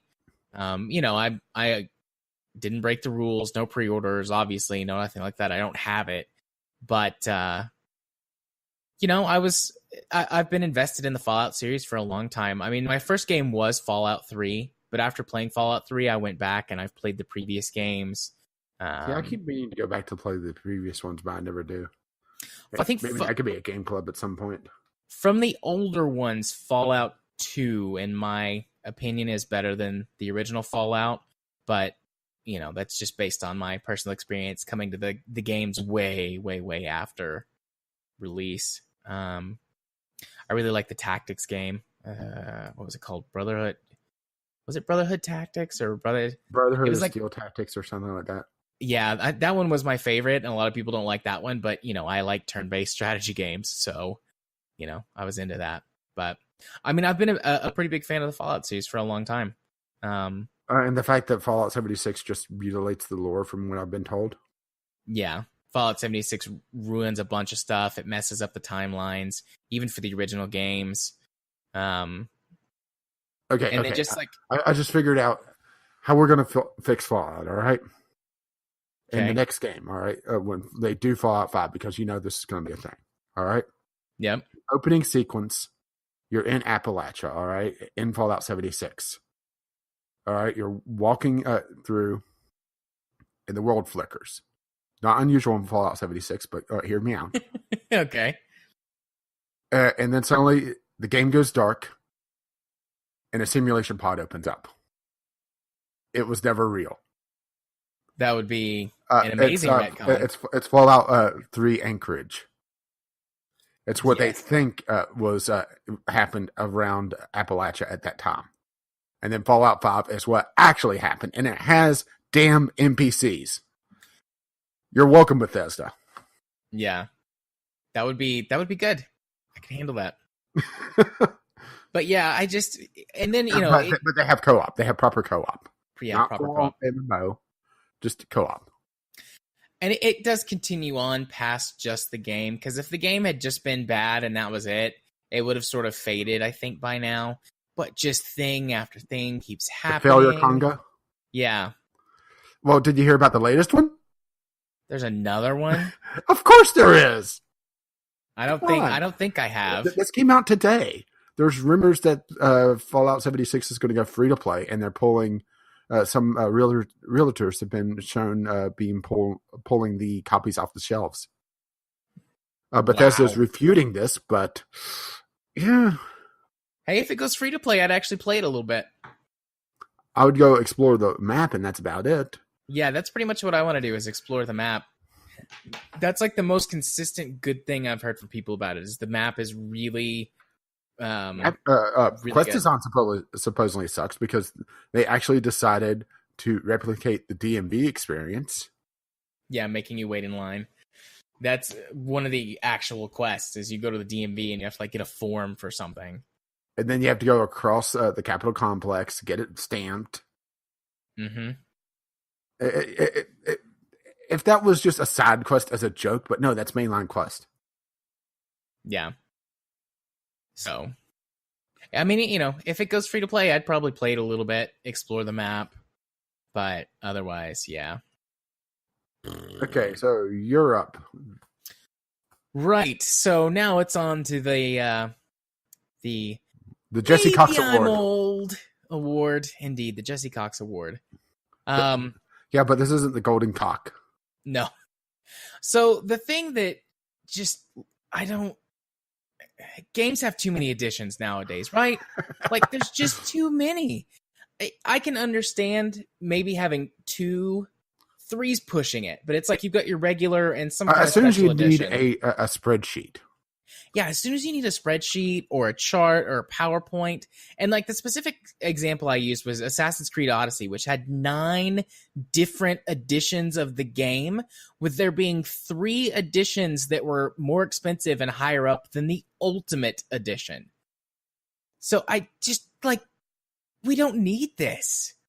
2 is plenty. You get your regular game edition for everybody. And then you get your special edition for the people who want something collectible. Maybe honestly, a third one that's a complete edition that you comes with all future stuff. Now which one has the nylon bag? We just get rid of that altogether. No nylon bags. Even though I make fun of it at times, I wouldn't mind seeing the collector's edition not have the game, or have a second version of the collector's edition that's the same thing, only gameless. That just reduces it however much the game was, $60-some or something. Yeah, as an option for people that want to wait until they actually have damn reviews, and then it's this game was pretty cool. I want to get some of the swag for it, without having to just wait till it ends up at Goodwill or something. Yeah, or paying 3 prices for it to scalpers on eBay. Mm-hmm. But yeah, there's just that's too much. Really positive for the consumer. Yeah, and also companies don't want to do that. And also the collector's edition is a collector's item, so they don't want to do too many of them. Yeah, but yeah, there's just too many editions of games these days. Just too many. Yeah, and for maybe I'm old, which I don't think there's any maybe to it anymore. It's the defense of microtransactions. Where, and this kind of ties into your one, where there's so many different versions. The games, to get a complete version of the game, it's no longer $60. It's $100. It's $120. It's $150. And then they still have damn microtransactions in them. Cosmetic microtransactions that used to be unlocks. It used to be cool Easter eggs. Get all the collectibles, you'll get this alternate costume or something. But now it's a DLC. And people talk about, well, it's to pay for the game. It's to, but no, it's marketing. That's all it is. The game development price hasn't risen that much. It's the price of the marketing, where it's becoming more and more of a chunk of it. And on top of that, you're seeing the publishers are taking a larger chunk of this for the suits that do absolutely nothing. The developers don't get as much. But still, you have to have microtransactions to pay for everything. No, you don't. No. I agree. You don't. The flip side of this is maybe to run multiplayer servers, but multiplayer servers don't require that much money. The fact that microtransactions start at $1 is just ludicrous to me to begin with. But the reason why that's a thing, why you have to have the microtransactions to run the multiplayer servers, is because they axed community-run dedicated servers. Or even more annoying, they put in microtransactions to run the servers, and the servers are literally just a matchmaking server, and everybody does direct connection to a host. Why? Why do you need that much money? And also, get the fuck off my lawn. Because they feel like they need all the money. They can't have just lots of money or most of the money. They need all of the money. Yeah, the term money left on the table is just such an irritating damn thing, because that so many executives see that now. And there's no such thing as doing something for the goodwill of the consumer anymore. Yeah, well, I shouldn't say there isn't. You see small examples of it. And sometimes it's them, kind of making a joke. The Spider-Man photo mode, where they had the decals of the puddles to make fun of. The game's been down rendered because the puddles look different, which is a little bit extreme. But them making fun of it a little bit, to me, that is a little bit of consumer goodwill. Just kind of a nudge and a wink of, hey, we get it, Yeah. But also, Spider-Man is also a bit of an odd duck in the AAA scene to begin with. Yeah. Speaking of odd ducks, the Video Game Logic Award, where it's just, video game logic applied, right? Yeah. For me, Pizza Titan Ultra again, because it's a giant mech with a pizza robot in it. And in order to deliver said pizza, rocket fist, and they shoot it through the side of the building. Mm-hmm. Video game logic right there, right? Never mind that we just destroyed your home. Here's your pizza. And, depending on the level, half the city or more. That was also an interesting one. Okay, I want you to destroy 80% of the city. And then deliver me a pizza. We're the bad guys. No, we're the pizza guys. Indeed. Okay, what's yours? Mine is Lady Killer in a Bind. So this is a visual novel S game I talked about way early in 2018. I believe I played it in February or maybe March. And in this game, you are playing the twin sister go in place of your brother, and you have to fool everyone on this entire cruise ship, which is high school students, but everyone is drinking because they're in international waters and getting into shenanigans. So shenanigans are ensuing? Shenanigans are ensuing. And you have to fool everyone into thinking that you are your brother, and also win this weird competition. And there are multiple people who point out, you're not, you sound weird. Are you okay? And you're like, oh yeah, I've got a cold. It's like, oh, okay. And then it's like, you can there are two people, well, there are multiple people you can have relationships with that all end in sexual encounters of one sort or another. And all of them are like, oh, you're a girl? forget. It's like it's even like someone that you'd had that had a previous relationship with you. Like you can have the sex with them, and they're like, "Oh, I didn't know you were a girl." It's like, what do you mean? just like video game logic of like, I look like the person, so I must be the person, even though I don't sound like them or act like them. I mean, it's a great game. It's fun, as well. It's the spy from Team Fortress 2, the paper mask. Yeah, exactly. So that was just like the biggest example that I played this year, I thought. So speaking of biggest things, the biggest video game flop that isn't Evolve. Is this the only category that we both agreed on?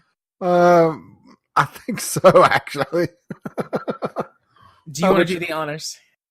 Fallout 76. I mean, come on, really? Yeah. I mean, there's really nothing else this year that fits into this category. I had a couple of other thoughts before settling on Fallout 76. I had no other thoughts. I mean, it was instantly Fallout 76. I thought about the Command and Conquer mobile game. And then the only other one that would even register for me is Artifact. Yeah, I thought about Artifact as well. But I mean... but to me, Fallout 76 was too high profile. Yeah. I mean, it's a Fallout game. Mm-hmm. But yeah, Fallout 76 just, it's hilariously bad on just how well it's done, or how well it's sold, I should say. Yeah, it's just, God.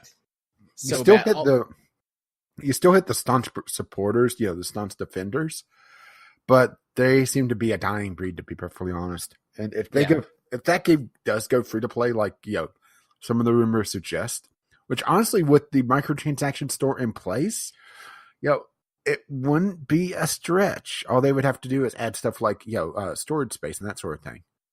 Yeah, I mean, if someone's I didn't mean to interrupt you. I was just saying that it just kind of dawned on me. AAA games are built like free to play games to the degree that if you drop the price tag, it really wouldn't matter to the bottom line. Yeah, totally. I mean, that's been a pretty big trend over 2017, 2018. I mean, just to the point where Fallout 76 is a premium free-to-play game. Let's be honest. Yeah. Oh, yeah, absolutely. I mean, I realized things had gotten bad, but I just, kind of made that, connected the dots. Like, oh, shit. They only need to add, like, one thing. Yeah. Well, one or two things. Stash space and probably character slots. Mm-hmm. And then extremely, severely reduce the price or make it free. Mm-hmm. And then boom. Got it. I will say that if someone is genuinely able to enjoy Fallout 76, more power to you. Like, if you're out there, and I'm sure there are some people out there, because there's always at least a few for anything that actually really enjoy it for one reason or another. I would say probably the explorers, the people that are enjoying the map. Yeah. And for those people, like, that's awesome. I'm really glad that you love something that most people don't. That's great. And I'm not trying to, like, completely poop on your joy. But, God, or rain on the parade. Yeah. Yeah. But, yeah, Fallout 76 was a huge flop. Big fail this year. And makes me even more nervous than I already was for their next couple of big titles. Honestly, it's made me look back at some of the older Bethesda things and like, is it as good as I remember? To be honest, Skyrim has already done that. So, yeah. And the thing is it's like they took out, and I mean, we've had this conversation. They took out everything that makes a Bethesda game and left all the bugs and left all of the poor design. Well, I thought you said they took out everything that made it a Bethesda game. Well, I mean, they took out all of the interesting storytelling and characters. Yeah, but they left in the bugs, so, They took out all the best parts of what makes a good Bethesda game. They took out the best stuff and left all the trash. Also known as the combat in a Fallout game. Yeah. I mean, let's be perfectly fair. Fallout and modern in the modern 3D Fallouts, not exactly stellar. Fallout 4 was pretty good. You know, but that's starting to move away from the Fallout formula already to become a shooter. Yeah. Fallout 4's got a lot of shooter DNA in the way that it plays and handles, which does result in some pretty satisfying gunplay at times. And then when it's not, you can just use VATS, which doesn't really work the same in Fallout 76. So big. You don't like auto aim? No, not really. So yeah. So I guess it's my turn for the least favorite Game Club game to wrap up. Indeed, to wrap up this block. For me, it has to be Divinity Dragon Commander, just because it was such a pain in the ass to actually do the dragon commanding or commanding of the dragon.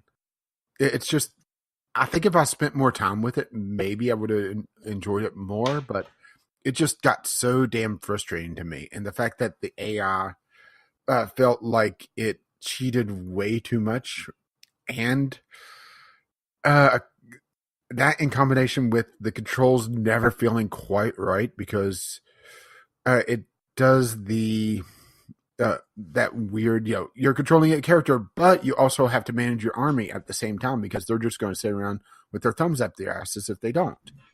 If they had it where you could queue up orders, then go to dragon mode, I think it'd be a lot better, but you really couldn't, because just how the game handled attack move, or the complete lack thereof. Yeah. That would have been the main thing. If they had attack move, send your army out and then go in and support them as the dragon. Queue up your army to, do a flanking maneuver and then draw fire with the dragon. But they didn't do that. Basically, what I would do when I was dragoning it up was I would just, because you could command all, like you could select all and then order all to move. Yeah, but that's not really tactics. That's just throwing a death ball. I was gonna say, so I would just death ball it, and that's not really all that interesting to me. Yeah, that's fair. I had a really hard time with this one. We played a lot of really good games for Game Club. Year this year. Yeah. So and I realize I see the sub note for this, so I'm not too upset. But I also know that it triggered something else in you, so I could understand why. Right. So the game that I picked was Dwarf Fortress, and I put a little note beside it that says I like them all. Because I did. I really liked every Game Club game that we played this year. And the only reason I picked Dwarf Fortress was that it started triggering those feelings I get from EVE Online. Just the way that it was just, there was just so much there, so much depth and complexity, and so much you could do with it. Which, and the fact that even if you play it for years, I was learning new things with the new version. Yeah, which I mean, those are all compliments and very commendable for the developers of the game. But it started triggering. Yeah, it started triggering those sort of, the only thing I've ever really, I think, been addicted to in my life was EVE Online, and it started triggering those feelings, and I had to put it down. So that's a compliment if I ever heard one. Yeah. Did you ever go and read any of the Dwarf Fortress stories? I haven't yet. Oh, there's the most famous one is called Boat Murdered. It's about a succession game where it was a series of overlords or overseers, which is kind of the canon, what the player character is. Just the overseer of the fortress. Yeah. Each year, essentially, they would have a new overseer, and shenanigans started to ensue because people didn't label things. So, for example, someone captured a bunch of war elephants and started training them, but didn't leave notes that they were training war elephants. So the war elephants started to cause trouble. Or someone built a doomsday device where if shit starts to hit the fan, it starts flooding the map with lava, and then label which lever does which. Oh, nice. So yeah, things like that. There's the Dwarven Super Soldier Project, also known as Dwarven Daycare, trying to make children useful. The fact that Toady 1 actually had to nerf how much mermaid bones sold for because people started, air drowning mermaids, and it rather disturbed them that they were actually breeding mermaids to kill them because mermaids in the game are a sentient being. So yeah, this sounds like, oh, you monster that you love this game. And that's exactly why I love this game. There's been times I've been just going through Reddit and I see this just outrageous headline, and it's either from r/Dwarf Fortress or r/RimWorld. And maybe that's another game club game that we should do is RimWorld. Yeah. We should do RimWorld. It's essentially Dwarf Fortress Lite. We should do RimWorld is out of early access, so it's just I'm still playing the early access version. Right, because of your channel. Yeah. Yeah, we should do RimWorld. Ding. We should do RimWorld. We should do Factorio at some point. Because I did do Dwarf Fortress. I did it. I did the thing. Yeah, and I had a little bit of a gaming night with a couple people, and I was actually enjoying Factorio when I was having time to sit down and really get a feel for it.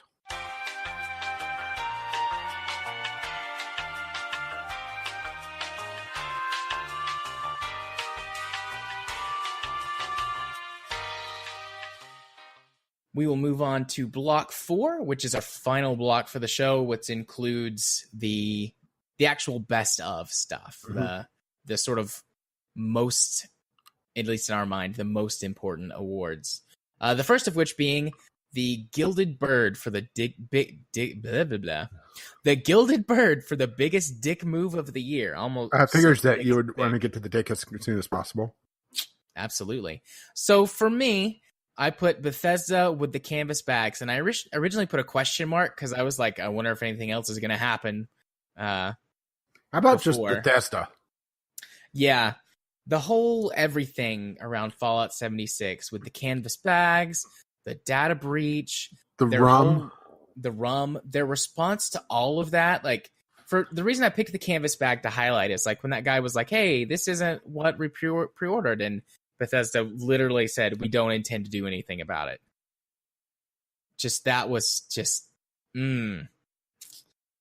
But, I mean, the community or the backlash forced them to do something, so I guess they gave out 500 atoms, which wasn't even enough to get a virtual canvas bag. Virtual canvas bag. So, yeah, just fuck you, Bethesda, for that. Yeah, do not expect to have the next Elder Scrolls in the game club because I do not plan on getting it. That's fine. Which saddens me. That's fine. I'm starting to back down from my position of I'm going to buy it because I'm just too big of a fan. Like, I'm old enough to not do that shit. We'll see how it goes when it comes out. Yeah, at least wait for reviews. Yeah. And then wait for the community patch. I might... What I'll probably do is it'll come out and it'll be a huge piece of shit, and then we'll see if the modders are able to fix it, and then buy it when it's on sale. You are assuming that they allow modding in it. I know. Because that was another thing for Bethesda was that they were banning people that were using third-party cheat software, what they were calling it, but a lot of it was mods that were just trying to fix some of the issues. To be fair, there were cheat mods. But then they started having people write essays about using third-party software in their game. Yeah. To get your account unbanned. God, that was another one. Hilarious, but also just, what the fuck, right? Yeah. It's like, you're not my third-grade teacher, Bethesda. Fuck off. But mine is more of just a singular moment. Blizzard, do you not have phones? Or don't you have phones? Yeah. Don't you guys have phones? Oh, just talk about being, I'm not sure if it's out of touch or really trying to salvage things and saying the absolute worst thing possible.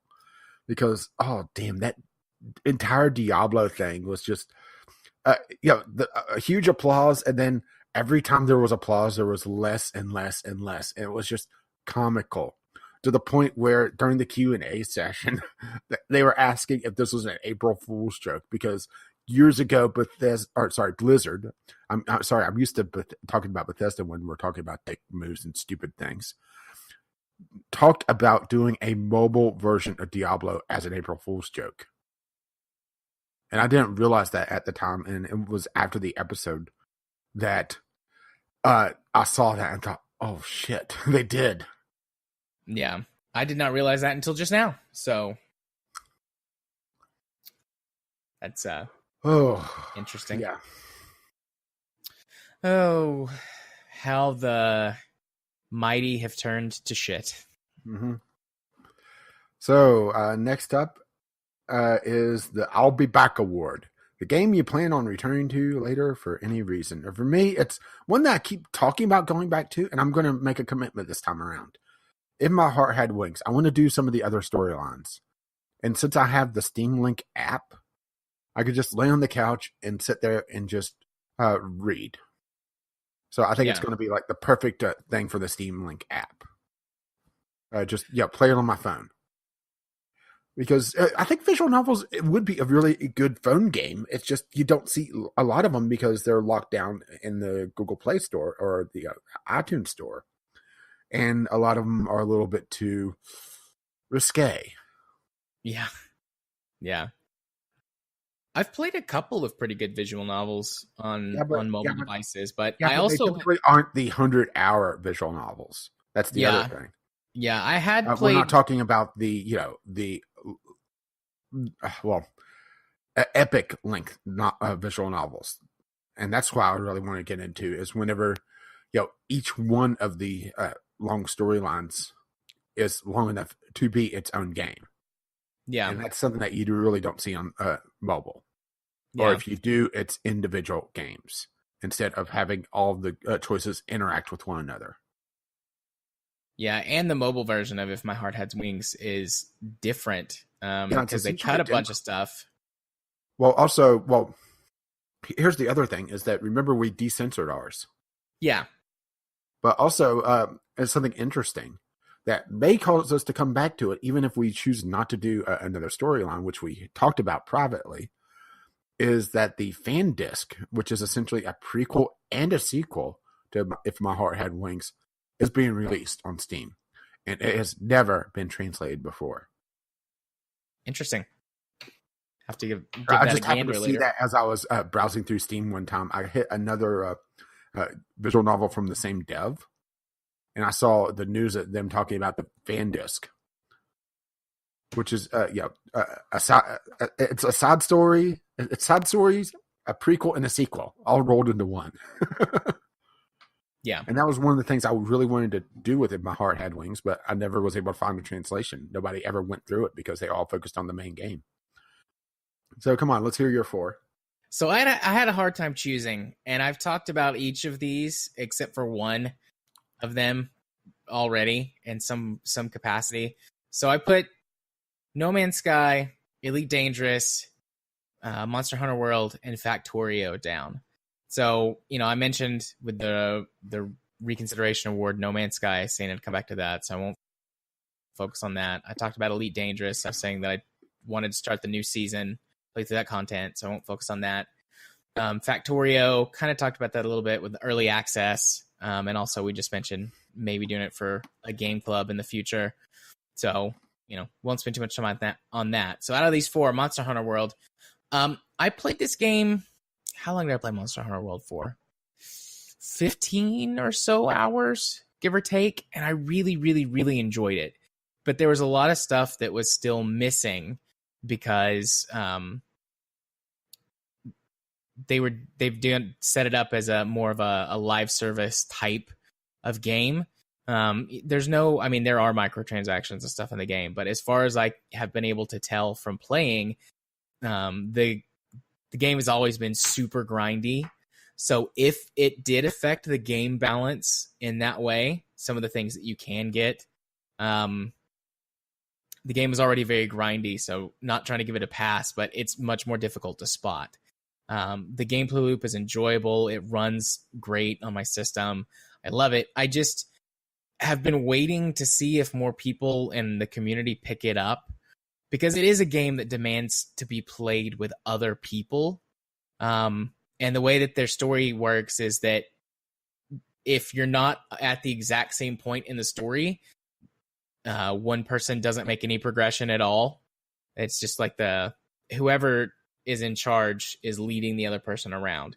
So if the higher level player is in charge, the lower level player never progresses their story. And if the lower level player is in charge, the higher level player basically is completely unchallenged and is bored. So they've been doing some stuff to try and fix that. But basically, I'm hoping that this year it goes on sale good enough that maybe I could gift copies to a couple of people, or some other people in the community will pick it up and we can play it. Actually, I haven't seen. Let me look real quick and see if anyone else. Oh, it's $40. Is that its regular price, or is it on sale? Oh, it's on sale. So Death Saber has it, although I haven't heard from him in forever. So is he still alive? Huh? Should I go get my cane and poke him? Maybe. But he also, I believe, lives in Germany. So some pretty big time difference there might be hard to overcome. But regardless, like, I hope that I can get it for some people in the community, or some community members get it to play together. And even if they don't, I want to go back to it and play through the rest of the story anyways. Because, I mean, fighting giant monsters is really cool. And I want to play some more games. It's a shame that the Game Club game that we had that was doing that, we both hated. Yeah. But sorry, couldn't help myself. Yeah, no, you're fine.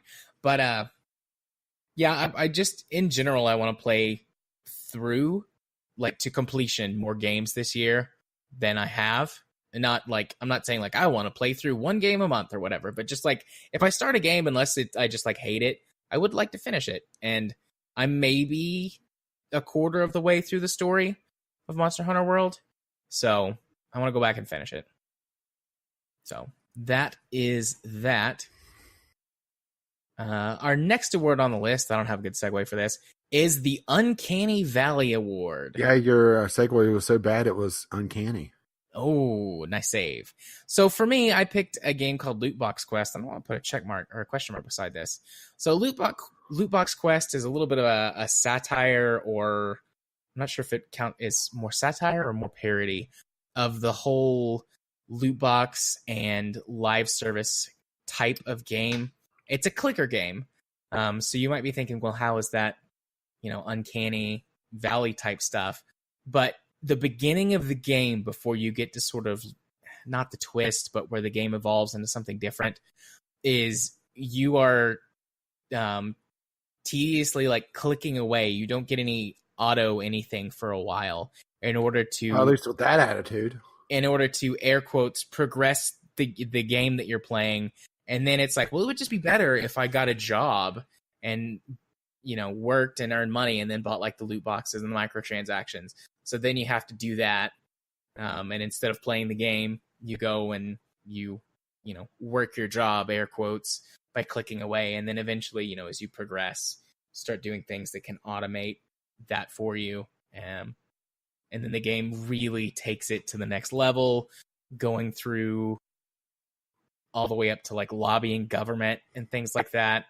It's, man, I played it and I was like, this feels a little too real. Yeah. Even though it's just a clicker game, like, this feels a little too real for me. Yeah, mine is more of a general concept than anything else. It's the fact that we now have explicit games on Steam. The fact that they were so against them for ages, and now you could hit a game that is just flat out porn is just uncanny to me, Yeah. Yeah, because I mean, I remember the days where Steam was like, you can't have anything. There was a nipple. No. I saw a little bit too much of butt over there. Gotta get rid of that. Yeah, they've gone for Puritan to just, I don't care. It's to a certain degree, because they have been cracking down on, that character looks a little young. Can we see an ID? They went from Puritan to Puritaint. Ah. Yeah. I will not apologize for art. Yeah, because that was artfully bad. I'll take it. But things that weren't artfully bad is our best game club games. Indeed. And, well, we know yours, so we could just skip you. It's Battletech, guys.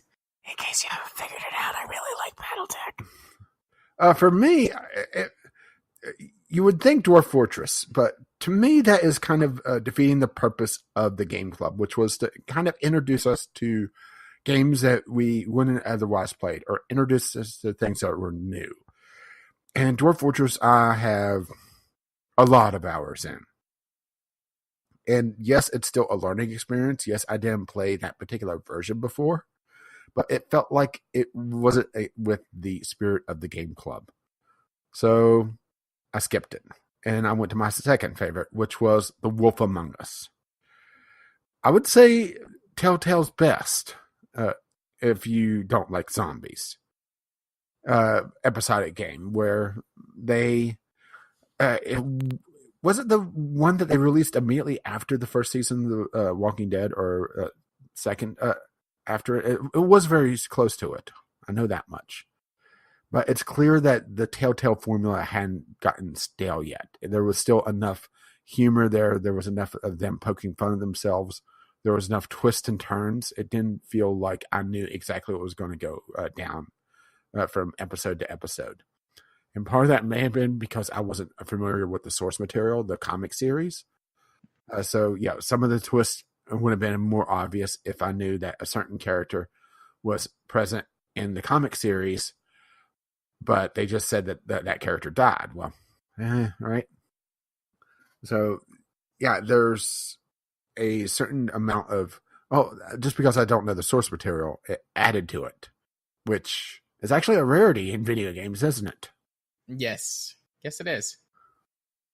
But also a very good overall series, and it's a shame that we probably won't get to see the second season because they just announced it, and then Telltale decided to go like your pancreas and meltdown. And meltdown. Yeah. So, just super briefly, I mean, obviously my favorite game club game was Battletech 4. Yeah, let's just go ahead and throw the next category in as well. Well, I will say, let me just say real quick that it was actually pretty tight. The struggle that I had was I knew Battletech was going to be in a couple of other categories for me. And so I sat down and I really parsed through them, and I was like, is there any reason that I could pick any other game over Battletech? Because I really tried, because I didn't want it to be just like boom, boom, boom, boom, boom. But I just couldn't. The closest I got was Xenonauts. Xenonauts was second for me for the year. Yeah, and that was the game that I didn't really get to play because I was just sick for so long. And honestly, I mean, if Battletech had not, come out or had not been as good as it was, Xenonauts would have won for me, because it represents that type of game that I love so much. Turn-based strategy games. A nice blending of the classic XCOM, which I do enjoy, with more modern, technology and features and UI and things like that. And also the depth. Yeah, the depth of the game, how good the story was in it, how they tried really hard to make this science feel real, make the science fiction feel like real science that could be discoverable and possible. It was really good. Just, I mean, and actually the ability to have more than one squad. Yeah. So if I'm gonna plug, if I'm plugging a game, it's gonna be Xenonauts. Battletech was head and shoulders over, but it's got, like I've said, so much going. Head, shoulders, and missile rack. Head, shoulders, and LRMs. So the next category is our favorite game we played in 2018, and you got back-to-backs for me with Battletech. I just loved it. I just fell in love with this game, and it's going to be one that I play for years. I still play the old Mech Warrior titles, at least the ones that still run fairly well on modern systems, and the old Mech Commander titles, both of those. And both of those run pretty well on modern systems still. Just, man, I love it. I love the universe. I love how much you can really get in and customize, get in the nitty gritty and really make every mech your own. I love how that you can customize each of the pilots to be whoever you want them to be, both in appearance as well as their skills and abilities to suit your play style. There's so many different options and things that you can do with it if you want to challenge yourself, you can crank the difficulty way up. If you just want to chill, you can turn it down. There's lots of fun and interesting challenges that you can do just on your own, like trying to stick to certain builds or trying out weird things or new strategies. And with the addition of the first DLC, and I hope the future ones coming out, they've really played up the part of the universe that was weak in the main game, which is the actual, storytelling aspects past the main campaign, and really getting into some of that, space Game of Thrones shit that I talked about so much about Game Club. And we never really got to see because it was the ascension to the throne. Right.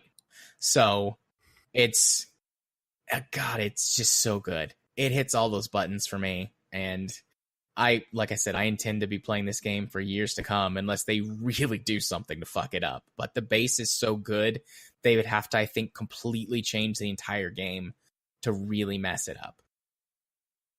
So, yeah. And for me, it was a lot more of a simple game. And I believe this was yours from last year. Cuphead. Yeah. Mm-hmm. I got it last year during year before last, during the Steam Winter Sale. And I've just slowly been plugging away at it. Every so often, fire it up and hammer away at a boss, maybe defeat it, maybe not, but start to get a feel for it. And it's just a really, really satisfying, technically boss rush 2D shooter with some platforming levels. And my music tracks, I have a few Cuphead tracks that I have on some of my playlists. The ones that don't give PTSD, Yeah, I hear you. But just amazing animation, amazing music, very tight controls. It's difficult, but it never feels unfair. There's never that, that's just a complete dick move, because all the bosses have a sequence. Yeah. It's just almost a puzzle game where you're having to sit down and just figure out, okay, this boss does this if I do this. What happens if I do this? What happens if I bring this weapon in instead of this? And it's part boss rush, but also part semi-puzzle where you're trying to figure out the best way to deal with things. So, Cuphead for me. Yeah, I mean, Cuphead's great. Mm-hmm. Katie and I still play Cuphead to this day. Not super frequently. We're kind of stuck. I think if I was playing by myself, I could get past where we are. What boss? Oh, we're still on the second island in the carnival I'm section. on the third now. Yeah. Which boss do we have? The dragon. The dragon is the only one we haven't beaten. Anything in particular, or is just Katie isn't good enough for it, so she's causing issues? Katie's she's not. I'm not trying to belittle her, but that's a very tough game. Yeah, Katie's just not great at video games. Occasionally she'll have a streak and she'll get on, but she's very inconsistent. And I think if we played regular, she has improved, but I think if we played more regularly, we could do it. But I never want to leave her behind. That's the thing. If I just ignored her, the bosses are more difficult in 2-player mode. But if I just ignored her, have a lot more health. Yeah, but anyways, if I just ignored her, I think I could do it. I could learn it, and then it would just be muscle memory. But that's not why I'm playing the game with her. So I always try and save her and, help her get past stuff. So we've just kind of gotten stuck. Yeah, I will say that the dragon boss is definitely one that benefits from certain weapons over others. Yeah. Especially that last phase. Oh, damn. Yeah. And Last that's phase, the charge. I can't. Charge weapon. Okay. Because the big thing about that particular stage is that if you shoot the projectiles, they'll explode. Mm-hmm. I figured out if you use the charge shot, you just charge up and then pick your shots. That makes sense. Makes perfect sense. And that's what I meant by it being essentially a puzzle game almost. Yeah. But, just because it worked for me doesn't mean that would be best for you. Yeah, I've got the charge shot, but I've used up all of the coins, so I've got to be able to get past with what I've got till I can get some new ones. But, so that brings us down to the last one, which is the coveted, widely renowned VGL Podcast Game of the Year Award. Yeah, and I'm not expecting you to go with mine. This is more just picking fun because I didn't want to agree. Okay. I sat here and I thought about this. And since it's my turn to go first, we'll go ahead and do my question marks. Okay. I sat here and thought about it. What is the game that has been most important to the podcast? What has given us the most for the last couple months? What has been in the news constantly and gave us content over and over and over again? Being utter and complete shit, allowed us to beat a dead horse over and over. And yes, Fallout 76. Not for being a good game, it's for being such a shit game that we could talk about it constantly. Pick it apart. Make fun of Bethesda over and over again. And now you understand why I sent you the Grinch gift. Because it is our game of the year because we talked about it so damn much. God. I cannot let this stand. You're smiling, though. I am smiling. There will be a revolt. Yes, it is revolting. I see what you're going for there. I'm picking up what you're putting down, but no. I wasn't expecting you to go with it, but I just didn't want to agree with BattleTech. And when I saw Fallout 76 in the news again, I thought, oh my God, it is our game of the year because it just won't go away. We end up talking about it so damn much. Every week for 3 months. I mean, it is the cherry on top of the pile of shit that is the AAA gaming industry.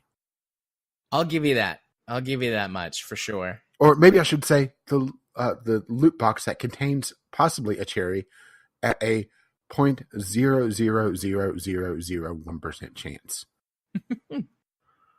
Yeah. No. So BattleTech is the VGL Podcast Game of the Year for 2018. We did sit down and talk about this just very briefly. It was tough for me to come up with something that wasn't BattleTech. But then, I decided, I can't agree with this. There has to be something. Yeah. I mean, mine, So mine is equivalent of voting independent. That's fair. I genuinely could have been talked down off of BattleTech. I think there are arguments for a few games on the list that you could probably talk me down from. Even some of the other Game Club games, if you really got in there and made some hard arguments to me. Yeah. But it would have been a hard sell. Mm-hmm. It would have been a hard sell. So I decided just to make it a joke. Yeah. But I mean, you two were like, I can't think of anything really that beats it for me this year as well. So we were also kind of sort of unanimous on this one. Yeah, but I couldn't let it stand, That's we already agreed once. We can't do it again. Can't agree twice in the same show. Besides, it was too good a joke. You knew something that was good whenever I wouldn't put what it was. Yeah. And when you started talking, I was like, it's Fallout 76. Unless he's like going to pull some kind of bait and switch on me, it's Fallout 76. And then you were like, Fallout 76. And I was like, well played, sir. Well played. I mean, do we have anything to add? I have very much waxed poetic on that game a couple of times. Not really, because I think you beat it to death. So Fallout 76 it is. I'm gonna edit that out. That's just gonna be blank space for a second. Oh no, it's just going to be Country Roads. Oh, I would do it, but we would get so many content filters. It's not worth it. Maybe do like, I wonder if I could get away with just like 2 or 3 seconds of it. Just get like one good like country road in there. It'd still probably get flagged. I have to say, being from this state, I'm sick and tired of country roads.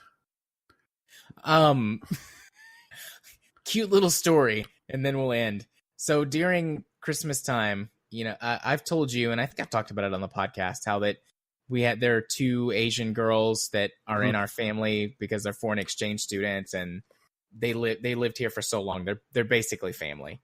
Yeah. And both of them, while they were here over Christmas, for some reason, had Country Road stuck in their heads, and both of them were walking around the house singing Country Road for 3 weeks. And it was kind of cute at first, because they're like these little teeny tiny Asian girls trying to like fake a Southern accent, but they both have very strong, you know, Asian inflection in their voice just because they grew up in China. But then it was like, okay, girls, why? Stop it. Then they did it just to annoy me. So, you know, I'm proud of them for that fact, but also fuck them. Well, okay, since we're talking about Asian country roads, every so often I'll pick a Ghibli movie that I haven't watched, which there are still a few. And I decided to pick one of the lesser known ones called Whispers of the Heart. Okay. And the opening sequence, I'm starting to pick up the notes. I'm thinking, I'm having a Biff Tannen moment. There's something very familiar about this. And I shit you not, they start singing Country Roads. That is interesting. It was like, is it? And I hear country. Oh, son of a. So much so, actually. They actually do a cover making fun of Tokyo, rewriting the lyrics to Country Roads. Because it's about essentially just following your dreams. You know, it's a Ghibli movie, so, you know, it has a very deep message. Right. And if you've ever seen The Cat Returns, that's actually the story that one of the protagonists in this essentially prequel is starting to write because she wants to become a writer. So yeah, it's just that is this. Is it? It is. Bum bum bum. There's something very familiar about this. Indeed. All right. Well, that wraps up the slightly late VGL awards for 2018. We will start this whole process of figuring this stuff out again going forward for the rest of the year. And as far as the award show goes, we'll be back here in about a year's time. Well, more like 50 weeks or so. Yeah, something like that. That's about a year. Wish. Anyways, just another quick reminder, which we brought up at the top of the episode. Just dropping it again here. Yeah, in case you had amnesia by now. We are going to be putting some stuff on Discord, asking for community feedback about some changes we're making to try and refocus some of our efforts on the community as opposed to just the show itself. And then we're pushing Game Club back 1 week just to give us some extra time after a combination of just various life stuff between the two of us, not giving us as much time as we originally thought we had in the month of January. So 1 more week should be able to do it. Hopefully. I'm not 100% sure where I am in the story, but I'm in the 3rd area. Like, I've unlocked the 3rd area. There's like 4 major map areas. So I mean, I'm pretty much not going to finish it. So I mean, I'm pretty much it's going to be get through as much as I can, and mostly focus on mechanics for me. I think it is. I will say, I don't know if this is a good thing or a bad thing, but the farther you get in the game, the less developed the areas get. That's not promising. It's one of those things. Like the first, it's a Divinity Original Sin syndrome. The first 2 areas are the first area is really well developed. The second area is pretty good. The third one is okay, and I've heard that the last area is a little more shallow. Mm-hmm. But the game, I'll talk about this a little bit because I did do some research into it. The game did have some publishing and development issues, and it went head to head against Half-Life 2 because it's running on the Source engine. Yeah. And so they had a deadline to meet to release with Half-Life 2 and to be something to sort of show off the Source engine. So it was one of those things, like the closer it got, the more problems they ran into. But we'll cover that. It was also new tech, so. Yeah. We will cover all of that stuff, though, much more fully in the Game Club episode. I'll probably go back and rewatch what I did. I'll send you a link to the video. It's like a 20-minute video. All right.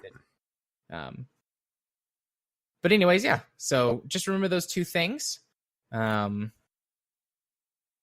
I guess we should talk about the places and the things where you find us, because we're not quite on the routine for the show. So if you want to find me and my stuff, you can do so over on the YouTubes by searching for Gaming Psychologist. If you want to follow me on Twitter, you can do so at JMA4707. Was off the grid for a little bit, but again, that was all connected to my health stuff. Getting back to normal now. So who knows what you'll see over on my Twitter. Probably something political or discussing video games. One of the 2. And then if you want to be friends, or both. And if you want to be friends with me directly on Steam, you can do so by sending a friend request to jarthur4707. I accept all friend requests and enjoy talking to people, especially if they need a little help. Oh, you keep pausing. You keep doing the Shatner pause. I'm very sorry. I'm done now. You're good. You're good. And if you wish to let them know exactly what episode of the podcast you're coming from, the password for this week is refocus. I thought it seemed rather fitting. Yes, indeed. And if you wish to see my stuff, I do a YouTube channel, which is in the process of restarting again because I got sick. Gaming with Caffeine Rage on the YouTubes. I do plan to stream again on Twitch, caffeine_rage, or you can find me on the Twitter, Gaming with CR, since I don't have a set schedule on Twitch. That's a good place to find me. And you know what? I'll throw my name out there as well. If you wish to friend me on Steam, you could do so and talk to me over on Steam. My name is, of course, Caffeine Rage. I know, shocking, right? Extremely. And since we're doing shocking things, the outro.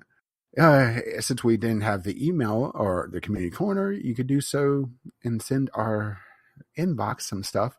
VGLpodcast@gmail.com with your letters, voicemails, gaming-related topics, or questions, or just tweet them to us. VGL Podcast on the, Twitter. Our lovely patrons have helped pay for this absolute madness. Patreon.com/VGL Podcast. Or you could just go to our website, vglpodcast.podbean.com. It has the RSS feed. It has links to all our stuff. It has a link to our Discord, which is about the only functioning link right now to try to camera out all these spam bots that's been on there until I figure out how to set up a bot to be a little bit of a sentinel. Basically, I'm going to set up like R2-D2 with a label maker. But you could also find us on iTunes, Google Play, or where most other good podcasts can be found. And since I don't know what our intro and outro music will be, it's likely by Kevin MacLeod. You can find his work at incompetech.com. And as always, I can hear the chuckle. Lovely music starts to roll across my voice because it will still be his. I just don't know what I'm going to pick. Well, bye now. See ya. Bye.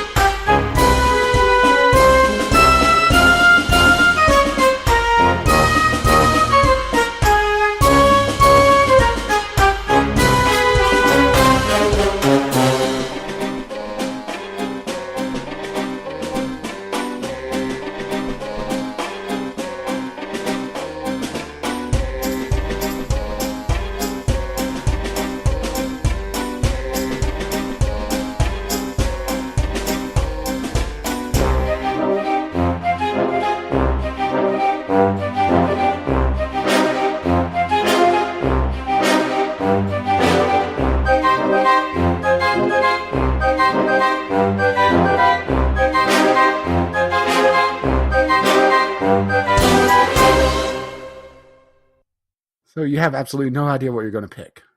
No, you're actually going to put in the effort to listen to some of his music, or you're just going to pick at random until you find something decent. I'll put in the effort to find something. I mean, that's what I did for the Christmas music. I went through everything that he had labeled as Christmas music until I found a couple of good songs that I felt sort of that jingled your jangle? Yeah, that jingled my jangle. As you walked merrily along? I do still have the folder with the music we used last year. I might pull from that too. Mm-hmm. I don't know. I'm going to take a look and see, because I cut a bunch of it up and try and find something that is appropriate. Since when have you ever been appropriate? Well, I mean, you know. Inappropriate maybe, but appropriate? It'll be dressed inappropriately, but it will sound appropriate. I'm pretty good at sounding appropriate when I need to. Mm. All right. Bye. Bye-bye.